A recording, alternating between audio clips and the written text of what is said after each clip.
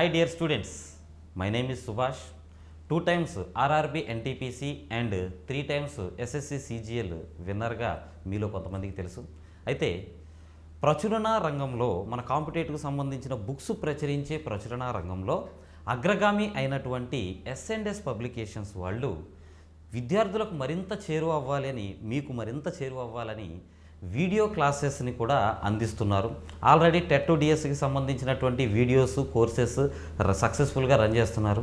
And రేపు జరగబోయేటువంటి RRB NTPC and group D ఎగ్జామ్స్ని కూడా వీళ్ళు దృష్టిలో పెట్టుకొని మీకు ప్రీవియస్ పేపర్స్ అంటే 2016 అండ్ 17లో జరిగినటువంటి ఎగ్జామ్స్, ఆర్ఆర్బి ఎన్టీపీసీ ఎగ్జామ్స్, ఆ ప్రీవియస్ పేపర్స్ని కూడా మీకు ఎక్స్ప్లెనేషన్ ద్వారా, అర్థమెటిక్ అండ్ రీజనింగ్ ఎక్స్ప్లెనేషన్ ద్వారా మీకు ఎగ్జామ్ ప్యాటర్న్ ఎట్లా ఉంటుంది, ఎగ్జామ్ స్టాండర్డ్ ఎట్లా ఉంటుంది, అండ్ ఎగ్జామ్లో క్వశ్చన్స్ని ఎట్లా సాల్వ్ చేయాలి, మొదలైన విషయాలన్నీ కూడా మీకు ఎలా చేయాలి అనేది తెలుసుకోవడం గురించి అని చెప్పి ఆ వీడియో సిరీస్ అనేది కూడా మనకి స్టార్ట్ చేశారు. సో మా సైడ్ నుంచి మేము చెప్పేటువంటి రిక్వెస్ట్ ఏంటి అని అంటే, ఈ వీడియో సిరీస్ అనేది కేవలం మీకోసం తయారు చేస్తున్నాం. సో వీడియోని ఫస్ట్ మీరు పూర్తిగా చూడడం అలవాటు చేసుకోండి. రెండోది, మీకు కంటెంట్ నచ్చినప్పుడు ఖచ్చితంగా మీ ఫ్రెండ్స్ తోటి, ఫ్యామిలీ మెంబర్స్ తోటి షేర్ చేసుకోండి. అండ్ ఈ వీడియోస్ మీకు అన్లిమిటెడ్గా మీకు ఎగ్జామ్స్ జరిగేదాకా కంటిన్యూగా వస్తూ ఉంటాయి. కాబట్టి మీరు మా ఛానల్ సబ్స్క్రైబ్ చేసుకొని నలుగురికి ఇది తెలిసి గ్రాండ్ సక్సెస్ అయినప్పుడు మేము మరిన్ని ఇలాంటి కార్యక్రమాలు చేయడానికి అవకాశం ఉంటుంది. ఏపీ తెలంగాణలోనే ది బెస్ట్ ఫ్యాకల్టీని అందరినీ ఒక చేతకి చేర్చి రేపు మీకు జరగబోయే ఆర్ఆర్బి ఎన్టీపీసీకి సంబంధించిన ఎగ్జామ్స్ లేదా గ్రూప్ డి ఎగ్జామ్స్కి S&S పబ్లికేషన్స్ ద్వారా మేము టెస్ట్ సిరీస్ని స్టార్ట్ చేస్తున్నాం. దీంట్లో మీకు మొత్తం 30 గ్రాండ్ టెస్ట్లు ఉంటాయి. అండ్ దాని ప్రైస్ కూడా చాలా తక్కువ ఉంటుంది, మీరు నమ్మలేనంత తక్కువగా ఉంటుంది ప్రైస్. ప్రతి పేపర్కి కూడాను మీకు ఎవ్రీడే మార్నింగ్ 8కి అట్లాగా పేపర్ మేము ఎగ్జామ్ పెట్టడం జరుగుతుంది. అండ్ అదే రోజు సాయంత్రం ఈవినింగ్ 5కి మీకు ఆ పేపర్కి సంబంధించినటువంటి వీడియో ఎక్స్ప్లెనేషన్ ఉంటుంది. అర్థమెటిక్ అండ్ రీజనింగ్ ప్రతి పేపర్కి ప్రతి క్వశ్చన్ని నేను ఎక్స్ప్లెయిన్ చేస్తాను. మోస్ట్ ఇంపార్టెంట్ థింగ్ ఏంటి అని అంటే, ఎగ్జామ్లో ఆ క్వశ్చన్ ఎలా చేయాలి, ఎంత స్పీడ్గా చేయాలి, మీకు టైం మేనేజ్మెంట్ ఎలా చేసుకోవాలి అనేది ఈ టెస్ట్ సిరీస్ ద్వారా నేను మీకు పూర్తిగా నేర్పించగలుగుతాను. ఓకే స్టూడెంట్స్, ఈ వీడియోలో మనం ఏం చేద్దామనంటే, one of the previous papers of RRB NTPC, మీకు పేపర్ పేరు కూడా ఇక్కడ డిక్లేర్ చేసాం చూడండి, 2 ఏప్రిల్ 2016. సో ఆ పేపర్ని మనం సాల్వ్ అయితే చేద్దాము. ఇందులో మొత్తం మీకు అర్థమెటిక్ అండ్ రీజనింగ్ కలిపి టోటల్ మీకు 58 క్వశ్చన్స్ రావడం జరిగింది. ఈ 58 క్వశ్చన్స్ కూడాను నేను ఆల్మోస్ట్ మీకు 5 సెకండ్స్లో ఆన్సర్ ఎలా చేయాలి అనేది నేర్పిస్తాను ఒక వేలో, అండ్ ఎనదర్ వేలో మీకు ఆ సొల్యూషన్ ఎట్లా చేయాలనేది కూడా చూపిస్తాను. అంటే పాయింట్ని జాగ్రత్తగా క్యాచ్ చేయండి. మీకు చూడగానే ఆన్సర్ ఎలా పెట్టాలి ఈ ప్రాసెస్ నేర్పిస్తాను, ఎగ్జామ్లో మీరు అదే ఫాలో అవ్వాలి. రెండోది వచ్చేసి, మీరు సబ్జెక్ట్ నేర్చుకోవడం కోసం ఆ క్వశ్చన్ని ఎట్లా సాల్వ్ చేయాలి అనేది కూడా నేర్పిస్తాను. సో జాగ్రత్తగా ఫాలో అవ్వండి, వీడియో చివరిదాకా చూడండి. రైట్, క్వశ్చన్లోకి వెళ్ళిపోతాం చూడండి. ఫస్ట్ క్వశ్చన్ మనకి ఇక్కడ ఏమి ఇచ్చాడు అని అంటే 2 సెట్స్ ఇచ్చాడండి. ఫస్ట్ సెట్ సోల్జర్స్, ఆర్మీ అంటున్నాడు. అంటే సోల్జర్స్కి ఆర్మీకి రిలేషన్ ఉంటే అదే రిలేషన్ మ్యూజిషియన్కి ఇంకా దేనికి ఉంటుంది, ఇది మనల్ని అడిగినటువంటి క్వశ్చన్. తెలుగులో చూసుకుంటే మన సైనికులు, సైనిక దళం, సంగీత విద్వాంసుడు దేనికి రిలేట్ అయి ఉంటాడు అని అడుగుతున్నాడు. రైట్, చూడండి ఇక్కడ మీరు గమనిస్తే సోల్జర్స్, ఆర్మీ అని ఉంది. Army is a collection of soldiers. ఎక్కడైనా సరే ఒక గుంపుగా ఆర్మీ వాళ్ళు, సోల్జర్స్ ఉంటే వాళ్ళని ఆర్మీ అని పిలుస్తాం మనం జనరల్గా. So collection of soldiers is army. మరి కలెక్షన్ ఆఫ్ మ్యూజిషియన్స్ మనల్ని అడిగిన క్వశ్చన్ అది. కలెక్షన్ ఆఫ్ మ్యూజిషియన్స్ని ఏమంటామనంటే బ్యాండ్ అని అంటాము. మీకు తెలుసు కదా, జనరల్గా మనకి ఫంక్షన్స్ వాటిల్లో ఒక మెంబర్స్ ఉంటారు, ఒక గ్రూప్ ఉంటారు, వాళ్ళు వచ్చి రకరకాల ఇన్స్ట్రుమెంట్స్ని ప్లే చేస్తూ ఉంటారు. వాళ్ళని ఏమంటారంటే బ్యాండ్ బజావో అంటాం కదా. So band. కాబట్టి మన ఆన్సర్ ఏంటి అని అంటే ఆప్షన్ 4 బ్యాండ్. రైట్ అండి. నెక్స్ట్ క్వశ్చన్లోకి వెళ్ళిపోదాం. నెక్స్ట్ క్వశ్చన్ మీకు చూడండి, if 3 numbers are in the ratio 2:3:5 and twice their sum is 100, find the square of the largest of the 3 numbers. Okay, మీకు అప్పుడప్పుడు తెలుగులో కూడా క్వశ్చన్స్ చదువుతూ ఉంటాను. అయితే ఏంటి అని అంటే, నేను వే ఆఫ్ కాన్వర్సేషన్ అంతా తెలుగులోనే ఉంటుంది కాబట్టి క్వశ్చన్ వరకు ఇంగ్లీష్లో చదువుతున్నాను.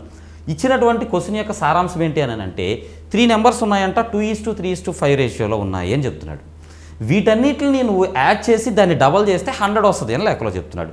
మనల్ని అడిగేది ఏంటంటే, ఇచ్చిన క్వశ్చన్స్లో పెద్ద నెంబర్ ఏదో తీసుకోండి, ఇచ్చిన నెంబర్స్లో పెద్దదేదో తీసుకోండి, ఆ నెంబర్కి స్క్వేర్ చేస్తే ఎంత వస్తుంది అని అడుగుతున్నాడు మనకి.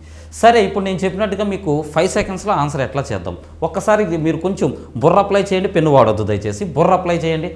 అప్లై చేస్తే మీకు మైండ్తో కనుక క్యాలిక్యులేట్ చేస్తే వీడికి లెక్కలో ఏం చెప్పాడు, వాటి మొత్తాలకు రెండింతలు అంటే డబల్ చేస్తే 100 అంటున్నాడు. డబల్ చేయకపోతే ఎంత ఉంటుందండి, 50 ఉంటుంది. అంటే ఈ 3 నెంబర్స్ని యాడ్ చేస్తే 50 వస్తుంది. 3 నెంబర్స్ ఎలా ఉన్నాయి, 2 పార్ట్స్, 3 పార్ట్స్, 5 పార్ట్స్, మొత్తం 10 పార్ట్స్. 10 పార్ట్స్ అంటే 50. జస్ట్ మీకు పెన్ను వాడొద్దనే చెప్తున్నాను, బట్ ఏంటంటే మీకు మైండ్లో గుర్తుండాలని చెప్తున్నాను నేను.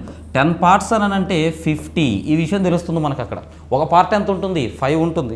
వీడు అడిగింది ఏంటి, అన్నిటికంటే పెద్ద నెంబర్ అంటున్నాడు. పెద్ద నెంబర్ ఇదే కదా, ఇది 5 పార్ట్స్ ఉంది. ఒక పార్ట్ అంటే 5 పార్ట్స్ అంటే ఎంత, 25 అవుతుంది. 25కి స్క్వేర్ ఎంత, 625. That's your answer. దీనికి ఎంత టైం పడుతుందండి, నాకైతే 4 సెకండ్స్, 5 సెకండ్స్ అంతే, మీకు 5 సెకండ్స్ అంతే, ఎక్కువ టైం ఏమీ పట్టదు వీటికి ఆన్సర్ చేయడానికి. కంగారు పడకూడదు, మనం భయపడకూడదు క్వశ్చన్ని చూసి. రైట్, మరి ఇప్పుడు ఎవరైనా నాన్ మ్యాథ్స్ విద్యార్థులు కానీ, లేదు ఇప్పుడే మేము సబ్జెక్ట్ని స్టార్ట్ చేసాము, ఎన్టీపీసీ ఎగ్జామ్స్ను డేట్ ఇచ్చిన తర్వాత మేము ప్రిపరేషన్ స్టార్ట్ చేసామని అంటే వాళ్ళ కోసం నేను ఈ క్వశ్చన్ని ఎలా సాల్వ్ చేయాలి, ఇది ఓన్లీ ప్రాక్టీస్ కోసమే గుర్తుపెట్టుకోండి. ఎగ్జామ్లో ఇప్పుడు నేను ఎలా చెప్పానో అలాగే మీరు ఆన్సర్ చేయాలి. ఇప్పుడు నేను చెప్పబోతున్నటువంటి మోడల్ ఏంటి అని అంటే మీకు నోట్స్ పర్పస్ కోసం మీరు ఈ క్వశ్చన్ని రాసుకొని నోట్స్ ప్రిపేర్ చేసుకోవడం కోసం చెప్తున్నాను. చూడండి, లెక్కలో మనకు చెప్పింది 3 నెంబర్స్ ఉన్నాయి, 2 పార్ట్స్, 3 పార్ట్స్, 5 పార్ట్స్. ఎలా ఇచ్చాడండి, 2 పార్ట్స్ ఒకటి ఉంటే ఇంకొకటి 3 పార్ట్స్ ఉందని చెప్తున్నాడు, ఇంకొకటి 5 పార్ట్స్ ఉంది అని చెప్తున్నాడు. వీటన్నిటిని యాడ్ చేద్దాం. యాడ్ చేస్తే మొత్తం ఎంత వస్తుందండి, 2 పార్ట్స్, 3 పార్ట్స్, 5 పార్ట్స్ మొత్తం యాడ్ చేస్తే మనకి 10 పార్ట్స్ రావడం జరిగింది. రైటా? ఇంకోటి ఏం చెప్తున్నాడంటే వాటి మొత్తాలకు రెండింతలు అంటే వీటిని యాడ్ చేసి డబల్ చేస్తే ఎంత వస్తుంది అని అంటే 100 వస్తుంది అని లెక్కలో చెప్తున్నాడు. రెండింతలు, ట్వైస్ అంటే అదే కదండి అర్థం, డబల్ చేస్తే అని. సో వీటిని యాడ్ చేసి వచ్చిందాన్ని డబల్ చేస్తే 100కి ఈక్వల్ అంటున్నాడు. క్యాన్సిల్ అయిన నెంబర్లో క్యాన్సిల్ చేద్దాం. 200లో క్యాన్సిల్ చేస్తే 50 టైమ్స్ క్యాన్సిల్ అవుతుంది. 10 పార్ట్స్ 50 ఉంది, 0ని క్యాన్సిల్ చేద్దాం. ఒక పార్ట్ అంటే ఎంత అనే విషయం తెలుస్తుందని అంటే మనకి 5 అనే విషయం తెలుస్తుంది. ఒక పార్ట్ 5. క్లియర్? అయితే ఇప్పుడు లెక్కలో అడిగింది ఏంటంటే వాటన్నిటిలో పెద్ద నెంబర్ ఏదో తీసుకోండి, గరిష్ట సంఖ్య ఏదో తీసుకోండి అంటున్నాడు. ఇదే కదండి గరిష్ట సంఖ్య 5. సో 5ని తీసుకుందాం. 5ని తీసుకొని ఇంకేం అడుగుతున్నాడంటే స్క్వేర్ చేయండి అంటున్నాడు. 5 స్క్వేర్ చేసేసేకండి. ఒక పార్ట్ అంటే 5, మరి పెద్ద నెంబర్ ఏంటి అసలు ముందు అది ఫైండ్ అవుట్ చేద్దాం. ఒక పార్ట్ అంటే 5 పార్ట్స్ అంటే ఎంత అవుతుంది అప్పుడు 25 అవుతుంది. 25 అవుతుందండి. సో 3 నెంబర్స్, ఫస్ట్ నెంబర్ ఎంత అని అంటే 2 పార్ట్స్ కదా ఉంది. సో 2 5s ఫస్ట్ నెంబర్ 10 అవుతుంది. సెకండ్ నెంబర్ ఎంత అని అంటే 3 పార్ట్స్ ఉంది, 3 5s 15 అవుతుంది. అండ్ థర్డ్ నెంబర్ వచ్చేసేటప్పటికి 25 అవుతుంది. వాటి నెంబర్లు కూడా వేస్తున్నాను నేను మీకు క్లారిటీ కోసం. సో 10, 15, 25 అయ్యాయి. మరి ఇప్పుడు నీకు క్వశ్చన్ అడిగింది ఏంటంటే ఈ మూడిట్లో పెద్ద నెంబర్ ఏది, ఇగో ఇదేనండి పెద్ద నెంబర్. ఈ పెద్ద నెంబర్కి స్క్వేర్ చేసి చెప్పు అంటున్నాడు. సో 25కి స్క్వేర్ చేద్దాం. 25కి స్క్వేర్ చేస్తే అంటే 25ని 25తో మల్టిప్లై చేస్తే 625 వస్తుంది. That is your answer. అర్థమైందని అనుకుంటున్నాను. నెక్స్ట్ క్వశ్చన్లోకి వెళ్దాం. రైట్, క్వశ్చన్ నెంబర్ 3 చూడండి. 48,000 రూపీస్, 48,000పై 2 సంవత్సరాలకు 20% సాలీన చక్రవడ్డీ సొమ్ము ఎంత అంటేనండి ఇక్కడ మనకు అడుగుతుంది ఏంటంటే ప్రిన్సిపల్ 48,000 ఉందంట. ఈ 48,000 ప్రిన్సిపల్ మీద 1 ఇయర్కి 20% చొప్పున కాంపౌండ్ ఇంట్రెస్ట్ అమౌంట్ ఎంత అని అడుగుతున్నాడు. టోటల్ అమౌంట్ కాదు, గుర్తుపెట్టుకోవాలి. కాంపౌండ్ ఇంట్రెస్ట్ ఎంత అవుతుంది అని క్వశ్చన్లో అడగడం జరిగింది. సరే చూడండి, యాజ్ యూజువల్ ఫస్ట్ మీకు డైరెక్ట్గా ఆన్సర్ ఎట్లా పెట్టాలి ఎగ్జామ్లో ఇది నేర్చుకుందాం. ఒకసారి ఇచ్చిన ఆప్షన్స్ని గమనించండి. మీకు ఇనీషియల్గా ఉన్నటువంటి అమౌంట్ ఎంత అంటే ప్రిన్సిపల్ ఎంత 48,000, సంవత్సరానికి వడ్డీ ఎంత 20%. సరే అది కాంపౌండ్ ఇంట్రెస్టో లేదా సింపుల్ ఇంట్రెస్టో మొత్తం మీద 20% ఒక సంవత్సరానికి, ఇంకో సంవత్సరానికి 20% అంటే మ్యాక్సిమం ఎంత అవుతుందండి 40% లేదా 45% లోపు అవుతుంది. ఇక్కడ ఆప్షన్స్లో ఒకసారి మీరు అబ్జర్వ్ చేస్తే ఫస్ట్ది 69,000 ఉంది, అంటే 48,000 కంటే ఎక్కువగా ఉంది. అంటే దాని అర్థం ఏంటి 100% దాటిపోయింది. కాబట్టి ఇది మన ఆన్సర్ పొరపాటును కూడా అవ్వదు. రెండోది ఏమి ఉంది, ఇంకొక ఆప్షన్ చూస్తే ఆప్షన్ 3 చూడండి, 76,000 ఉంది. ఇది కూడా 48,000 దాటిపోయింది, అంటే 100% దాటిపోయింది. కాబట్టి ఇది కూడా పొరపాటున మన ఆన్సర్ అవ్వదు. ఇకపోతే ఫోర్త్ ఆప్షన్ కూడా ఒకసారి చూడండి, 72,000 ఉంది. ఇది కూడా మనకి 48,000 దాటిపోయి ఉంది, అనగా 100%ని క్రాస్ అయిపోయి ఉంది. వడ్డీ అంత రాదు మనకి, 48,000కి అంత వడ్డీ రాదు, 72,000 వడ్డీ రాదు. కాబట్టి ఇది కూడా మన ఆన్సర్ కాదు. ఇక మిగిలిన ఏకైక ఆప్షను 21,120. ఇదే మన ఆన్సర్ అవుతుంది. మీరు డైరెక్ట్గా ఆన్సర్ వేయాలనుకుంటే ఇది నేర్చుకోవాల్సినటువంటి విధానం. రైట్. ఇక ఇప్పుడు ఇది నేనైతే 21,120 అని ఆన్సర్ చెప్పేశాను. ఎలా వచ్చింది ఇది కూడా నేర్చుకుందాం మనం. ఒకసారి మీరు చూడండి, ప్రిన్సిపల్ ఎంత అంటున్నాడు, 48,000 అంటున్నాడు. టైం ఎంత అంటున్నాడు, 2 years అంటున్నాడు. రేట్ ఆఫ్ ఇంట్రెస్ట్ ఎంత, 20%. సో మీరు రేట్ ఆఫ్ ఇంట్రెస్ట్ని పట్టుకొని సాల్వ్ చేయాలి. ఎప్పుడైనా సరే గుర్తుపెట్టుకోండి, కాంపౌండ్ ఇంట్రెస్ట్ క్వశ్చన్లో కనుక మీకు రేట్ ఆఫ్ ఇంట్రెస్ట్ ఇస్తే రేట్ ఆఫ్ ఇంట్రెస్ట్ని బేస్ చేసుకొనే మీరు ఆన్సర్ని చేయాలి. స్పీడ్గా యాక్యురేట్గా ఆన్సర్స్ వస్తాయి. సో రేట్ ఆఫ్ ఇంట్రెస్ట్ లెక్కలో చెప్పింది ఎంత అని అంటే 20% అంటున్నాడండి. 20%ని మనం ఏం చేద్దామనంటే ఫ్రాక్షన్స్లోకి మారుద్దాం. ఎలా మారుద్దామండి, ఫ్రాక్షన్స్లోకి మారుద్దాం. ఫ్రాక్షన్స్లోకి మారిస్తే ఎంత అండి, 1/5 కదా. 20%ని ఎలా రాస్తాం మనం, 1/5. ఇది కూడా తెలియకపోతే తెలుసుకోండి, పర్సంటేజ్ సింబల్ని తీసేసి డివైడెడ్ బై 100 పెడతాం. 20/100 వేస్తే 1/5 వస్తుంది. ఇప్పుడు ఈ 1/5 యొక్క అర్థం ఏంటి అని అంటే, ఈ 5 అనేది కనుక ప్రిన్సిపల్ అయితే ఈ 1 అనేది ఇంట్రెస్ట్ అవుతుంది. 20% ఇంట్రెస్ట్ అంటే అర్థం ఏంటి అని అంటే, 5 అనేది ప్రిన్సిపల్ అయితే ఈ 1 రూపీ అనేది ఇంట్రెస్ట్, అంటే 5 రూపాయలకు 1 రూపాయి వడ్డీ. 100 రూపాయలకు 20 రూపాయలు ఎలాగో 5 రూపాయలకు 1 రూపాయి వడ్డీ అని అర్థం.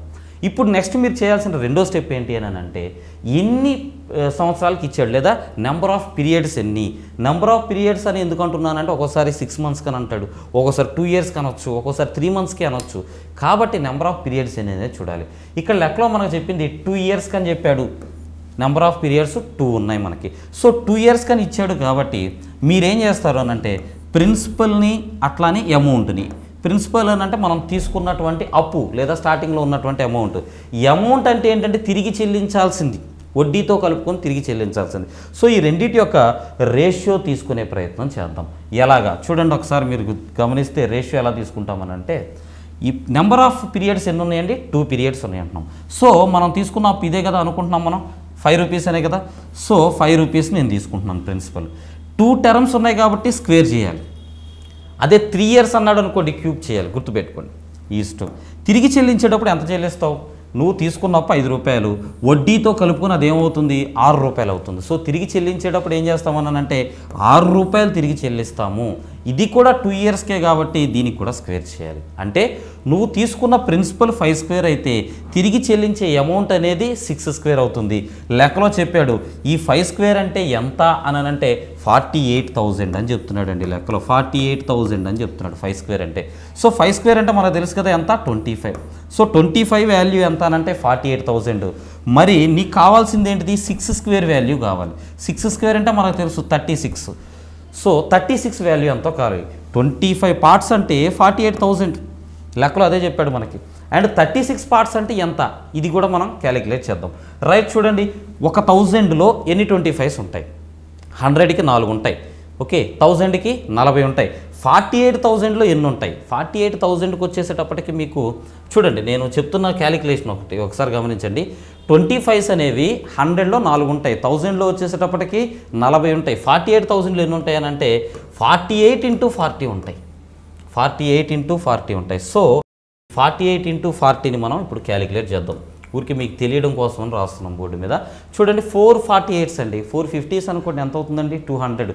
200 కంటే ఇక్కడ ఒక 50లో 2 చొప్పున 4 times 8 తగ్గుతుంది. అంటే ఎంత అవుతుందని అంటే 192 పక్కన 0, సో 1920. ఇక్కడ మనం రాసుకున్న దాని ప్రకారం 25 parts అంటే 48,000 అనుకున్నాం కదండి. ఒక పార్ట్ ఎంత అవుతుంది అని అంటే 1920 అవుతుంది. ఒక పార్ట్ 1920. మరి నువ్వు తిరిగి చెల్లించాల్సిన అమౌంట్ ఎంత, ఇది తిరిగి చెల్లించాల్సిన అమౌంట్. కానీ లెక్కలో అడిగింది నేను అమౌంట్ అడిగాడా, అడగలేదు. ఏమడిగాడు, కాంపౌండ్ ఇంట్రెస్ట్ ఎంత అని అడిగాడు. అంటే నువ్వు 25 రూపాయలు అప్పు చేసావు, ఇదిగోండి ఈ అమౌంట్ నువ్వు చేసిన అప్పు. తిరిగి చెల్లించేటప్పుడు 36 రూపాయలు తిరిగి చెల్లిస్తావు. ఎంత డబ్బులు ఎక్స్ట్రా వేసి చెల్లిస్తున్నావు అది క్యాలిక్యులేట్ చేయాలి. అప్పు చేసింది 25 రూపాయలు, తిరిగి చెల్లించేది 36 రూపాయలు. ఎంత ఎక్స్ట్రా, 11 parts లేదా 11 rupees నువ్వు ఎక్స్ట్రాగా చెల్లిస్తున్నావు. దీన్నే ఏమంటామనంటే మనం సింప్లీ ఇక్కడ కాంపౌండ్ ఇంట్రెస్ట్ అని పిలుస్తున్నాం. జనరల్గా అయితే వడ్డీ అని అనాలి, ఈ ప్రాబ్లంలో దీన్ని కాంపౌండ్ ఇంట్రెస్ట్ అని పిలుస్తున్నాం. సో 11 parts అయినటువంటి కాంపౌండ్ ఇంట్రెస్ట్ ఎంతో క్యాలిక్యులేట్ చేద్దాం. 1 part అంటే 1920. ఇప్పుడు 11 parts ఎంతో చూద్దాం. 11తో మల్టిప్లై చేయడానికి కూడా షార్ట్ కట్ ఉంది, మీలో కొంతమందికి తెలిసి ఉండొచ్చు. చివరిలో 0 ఉంది, అలాగే పెట్టేసేయండి. ఒక పార్ట్ అంటే 1920 అండి. 11 parts ఎంతో క్యాలిక్యులేట్ చేస్తున్నాను నేను. సో ఏం చేస్తామనంటే 2కి 9 యాడ్ చేస్తాం. 2కి 9 యాడ్ చేస్తే 11 అవుతుంది, 1 క్యారీ. ఇప్పుడు 1ని 9ని యాడ్ చేస్తాం. 1 9 10, 10కి పైన క్యారీ చేసిన 1 అని యాడ్ చేస్తే ఏమవుతుందని అంటే ఇది మళ్ళీ 11 అవుతుంది. ఆ తర్వాత వచ్చేసేటప్పటికి చివరిలో ఉన్నటువంటి ఈ నెంబర్ని తీసుకుంటాం. ఈ నెంబర్ని తీసుకుంటే ఎంత అవుతుందండి 2కి పక్కన 1. అంటే మీకు ఒక్క నిమిషం అండి, ఎక్కడో తేడా పడింది. మళ్ళీ ఒకసారి చేద్దాం చూడండి. ఎలా చేద్దాం? ఫస్ట్ చివరిలో 0ని 2ని యాడ్ చేయాలి, 2 అవుతుంది. ఇప్పుడు 2ని 9తో యాడ్ చేద్దాము, 11 అవుతుంది. సో 1 క్యారీ, 1 పక్కకు వచ్చింది. సో 1 + 9 మళ్ళీ 10 అవుతుంది, మళ్ళీ 11 అవుతుంది. చివరిలో 1 + 1 2 అవుతుంది. సో 21,120 అనేది మీకు ఫైనల్ ఆన్సర్ అవుతుంది. అయితే ఏంటంటే ఇప్పుడు మీ ప్రొసీజర్ అంతా రెగ్యులర్గా ఎలా చేస్తామో ఎందుకు చెప్పాను అని అంటే ప్రాక్టీస్ కోసం. మీకు అసలు నేనేదో ఆన్సర్ అయితే చదివేశాను, ఎట్లా వచ్చిందనేది తెలియాలి కదా. సో క్వశ్చన్ని సాల్వ్ చేసే విధానం అయితే ఇట్లా ఉంటుందండి. బట్ ఏంటంటే నేను మళ్ళీ చెప్తున్నాను, మీకు ఎగ్జామ్లో నేను చెప్పే స్మార్ట్ మెథడ్స్ ఏదైతే ఉంటాయో వాటినే ఫాలో అవ్వండి. ఆ స్మార్ట్ మెథడ్ ప్రకారం వెళ్తేనే టైం చక్కగా మీకు సేవ్ అవుతుంది, ఆన్సర్స్ కరెక్ట్ అవుతాయి, అండ్ స్కోర్ కూడా బ్రహ్మాండంగా వస్తుంది, మంచి జాబ్ కూడా వస్తుంది. రైట్, నెక్స్ట్ క్వశ్చన్లోకి వెళ్దాం. నెక్స్ట్, ఒక గోడకు 20 మీటర్ల పొడవు గల నిచ్చెని అమర్చారు. So A ladder 20 meters long is leaning against a vertical wall. It makes an angle of 30 degrees with the ground. How high on the wall does the ladder reach? క్వశ్చన్ని అర్థం చేసుకోండి. మళ్ళీ చెప్తున్నాను, క్వశ్చన్ని అర్థం చేసుకోవడం మీకు వచ్చిందా, సొల్యూషన్ చేయడం ఆల్రెడీ వచ్చు అని అర్థం. క్వశ్చన్ అర్థం చేసుకున్నారు, 80% సొల్యూషన్ దాంట్లోనే ఉంటుంది. జస్ట్ 20% ఊరికే మనం పెన్తో రాసుకునేది అంతే. సో క్వశ్చన్ అర్థం చేసుకోవడం రావాలి. క్వశ్చన్లో చెప్తుంది ఏంటంటే ఒక ల్యాడర్ ఉంది అని అంటున్నాడు. ఈ ల్యాడర్ అనేది గోడకి ఇలా, ఇప్పుడు ఇదిగోండి ఇది ల్యాడర్ అనుకోండి, దీన్ని ఏం చేశాడంటే ఇలా గోడకి వేసాను అని చెప్తున్నాడు, ఆ నుంచి పెట్టాను అని అంటున్నాడు. ఇప్పుడు ఏం చెప్తున్నాడు అంటే ల్యాడర్ యొక్క లెంత్ 20 మీటర్స్ ఉంది అని లెక్కలో చెప్తున్నాడు. ల్యాడర్ అయితే 20 మీటర్స్ ఉంది అంటున్నాడు. ఇప్పుడు మనం అడిగేది ఏంటంటే గ్రౌండ్ నుంచి, ఇదిగోండి ఇది కనుక గ్రౌండ్ అనుకున్నాం అనుకోండి, గ్రౌండ్ నుంచి ఎంత హైట్లో ఆ ల్యాడర్ ఉంది చెప్పండి అని మనల్ని క్వశ్చన్ అడుగుతున్నాడు. రైట్ అండి. మరి ఇప్పుడు మనం ఫస్ట్ కాన్సెప్ట్ ఏమి నేర్చుకుందాం అనుకుంటున్నాం, డైరెక్ట్గా మీకు ఆన్సర్స్ ఎలా వేయాలి, క్వశ్చన్ చదివాము, డైరెక్ట్గా ఆన్సర్ ఎలా వేయాలి అనేది నేర్చుకునే ప్రయత్నం చేద్దాం.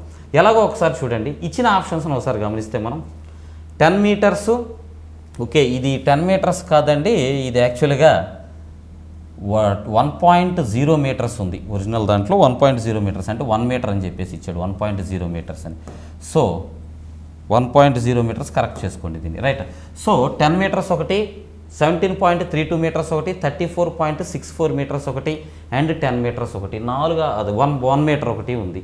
సో 4 ఆప్షన్స్లో నుంచి మీరు జాగ్రత్తగా అబ్జర్వ్ చేస్తే ఇది ల్యాడర్, ప్లీజ్ నోట్ దిస్, ఇది ల్యాడర్. ఈ ల్యాడరు గోడకి మనం వేసినప్పుడు ఈ ట్రయాంగిల్ ఫామ్ అవుతుంది కదా, ఈ ఫామ్ అయిన ట్రయాంగిల్లో లాంగెస్ట్ అంటే అన్నిటికంటే పొడుగ్గా ఉండేటువంటి భుజం ఇదే, నిచ్చెనే ఉంటుంది. ఈ మిగతా 2 సైడ్స్ ఇది కానీ ఈ 2 సైడ్స్ కూడా ఎలా ఉన్నాయి అని అంటే కంపారిటివ్లీ దానికంటే చిన్నవిగా ఉన్నాయి. అనగా నీ ఆన్సర్ వాడు అడిగింది ఇదే కదా, గోడ మీద ఎంత హైట్కి నిచ్చినేసారో క్యాలిక్యులేట్ చేయండి అంటున్నాడు. సో ఈ సైడ్ అనేది ఖచ్చితంగా 20 కంటే తక్కువగా ఉండాలి. అలాంటి నెంబర్నే చూస్ చేసుకోండి. 20 కంటే తక్కువగా ఏమేమి ఉన్నాయంటే 4 ఉంది, 1 ఉంది, 3 ఉంది. సో ఇది ఏదైతే థర్డ్ ఆప్షన్ 34.64 ఉందో అది మనకు అవసరం లేదు. సో ఆన్సర్ ఏమై ఉండొచ్చు, 10 మీటర్స్ కానీ, 17.5 మీటర్స్ కానీ, 1 మీటర్ కానీ అయి ఉండొచ్చు, గుర్తుపెట్టుకోండి. రైట్. అయితే ఇప్పుడు కొంచెం కామన్ సెన్స్ తోటి ఆన్సర్ చేసే ప్రయత్నం చేద్దాం. ఏంటా కామన్ సెన్స్ అని అంటే, ఒకవేళ ఆన్సర్ ఇది అయిందనుకోండి, 17.32 అనేది కనుక ఆన్సర్ అయిందనుకోండి, అప్పుడు దాని అర్థం ఏంటంటే ఇదిగో చూడండి, ల్యాడర్ ఇలా ఉంది, అంటే 20 మీటర్స్ ఉంది, గోడ ఇలా ఉందనుకోండి, దగ్గర 2 కూడా ఒకే హైట్ అయిపోతున్నాయి. ఇది 20 మీటర్స్, ఇది 17.32 మీటర్స్, దగ్గర 2 ఒకే హైట్ అయిపోతున్నాయి. ఇలా ఒకే హైట్ అయినప్పుడు యాంగిల్ని ఒక్కసారి గమనించండి. యాంగిల్ ఎలా వస్తుందండి, ఇక్కడ వచ్చేటువంటి యాంగిల్ ఖచ్చితంగా 90 డిగ్రీస్ దగ్గరలో ఉంటుంది, అంటే 80 డిగ్రీస్ అరౌండ్గా ఉంటుంది. మరి లెక్కలో చెప్పిన యాంగిల్ ఎంత, జస్ట్ 30 డిగ్రీస్ అని చెప్పాడు. కాబట్టి ఈ ఆన్సర్ కూడా మీది కాదు, గుర్తుపెట్టుకోండి. ఇక తర్వాత వచ్చేటప్పటికి 4th ఆప్షన్ ఉంది, 1 మీటర్ అని. 1 మీటర్ అనుకోండి, దానికి కూడా ఊరికి ఒక డయాగ్రామ్ వేసుకుందాం చూడండి. ఒకవేళ ల్యాడర్ ఇలా ఉంది, ఓకే ఈ ల్యాడర్ 1 మీటర్కి వేయాలి కదా, ఇదిగో చూడండి గోడ ఇంతే ఉందనుకోండి, 1 మీటర్ హైట్లోనే ఉందనుకోండి, అప్పుడు ల్యాడర్ ఎక్కడెక్కడి నుంచో వేయాలి, ఇంత దూరం నుంచి వేయాలి. అప్పుడు అది ఏమవుతుంది అని అంటే ఈ యాంగిల్ అనేది బిలో 10 డిగ్రీస్ అయిపోతుంది, 10 డిగ్రీస్ కంటే తక్కువ అయిపోతుంది యాంగిల్ పాయింట్ ఆఫ్ వ్యూలో మనకు చూస్తే ఈ ఆప్షన్ కూడా కాదు. ఇక మిగిలిన ఏకైక ఆన్సర్ ఏంటి అని అంటే 10 మీటర్స్. 10 మీటర్స్ వేసినప్పుడు ఏమవుతుంది అంటే మీకు ఆ 30 డిగ్రీస్ అనే కండిషన్ సాటిస్ఫై అవుతుంది. సో ఇట్లా స్మార్ట్గా మీరు ఆలోచించాలి. అబ్బో ఇదంతా మాకెలా తెలుస్తుంది సార్ అని చిన్న డౌట్ రావచ్చు మీకు. ప్రాక్టీస్, నెంబర్ ఆఫ్ క్వశ్చన్స్ మీరు ప్రాక్టీస్ చేసినప్పుడు ఇవన్నీ మీ మైండ్లోకి వస్తాయి. రైట్. సరే ఇప్పుడు ఏం చేద్దామని అంటే యాజ్ యూజువల్ మనం ఎలా అయితే క్వశ్చన్ని సాల్వ్ చేయాలో ఆ క్వశ్చన్ని సాల్వ్ చేసే ప్రయత్నం చేద్దాం. చూడండి,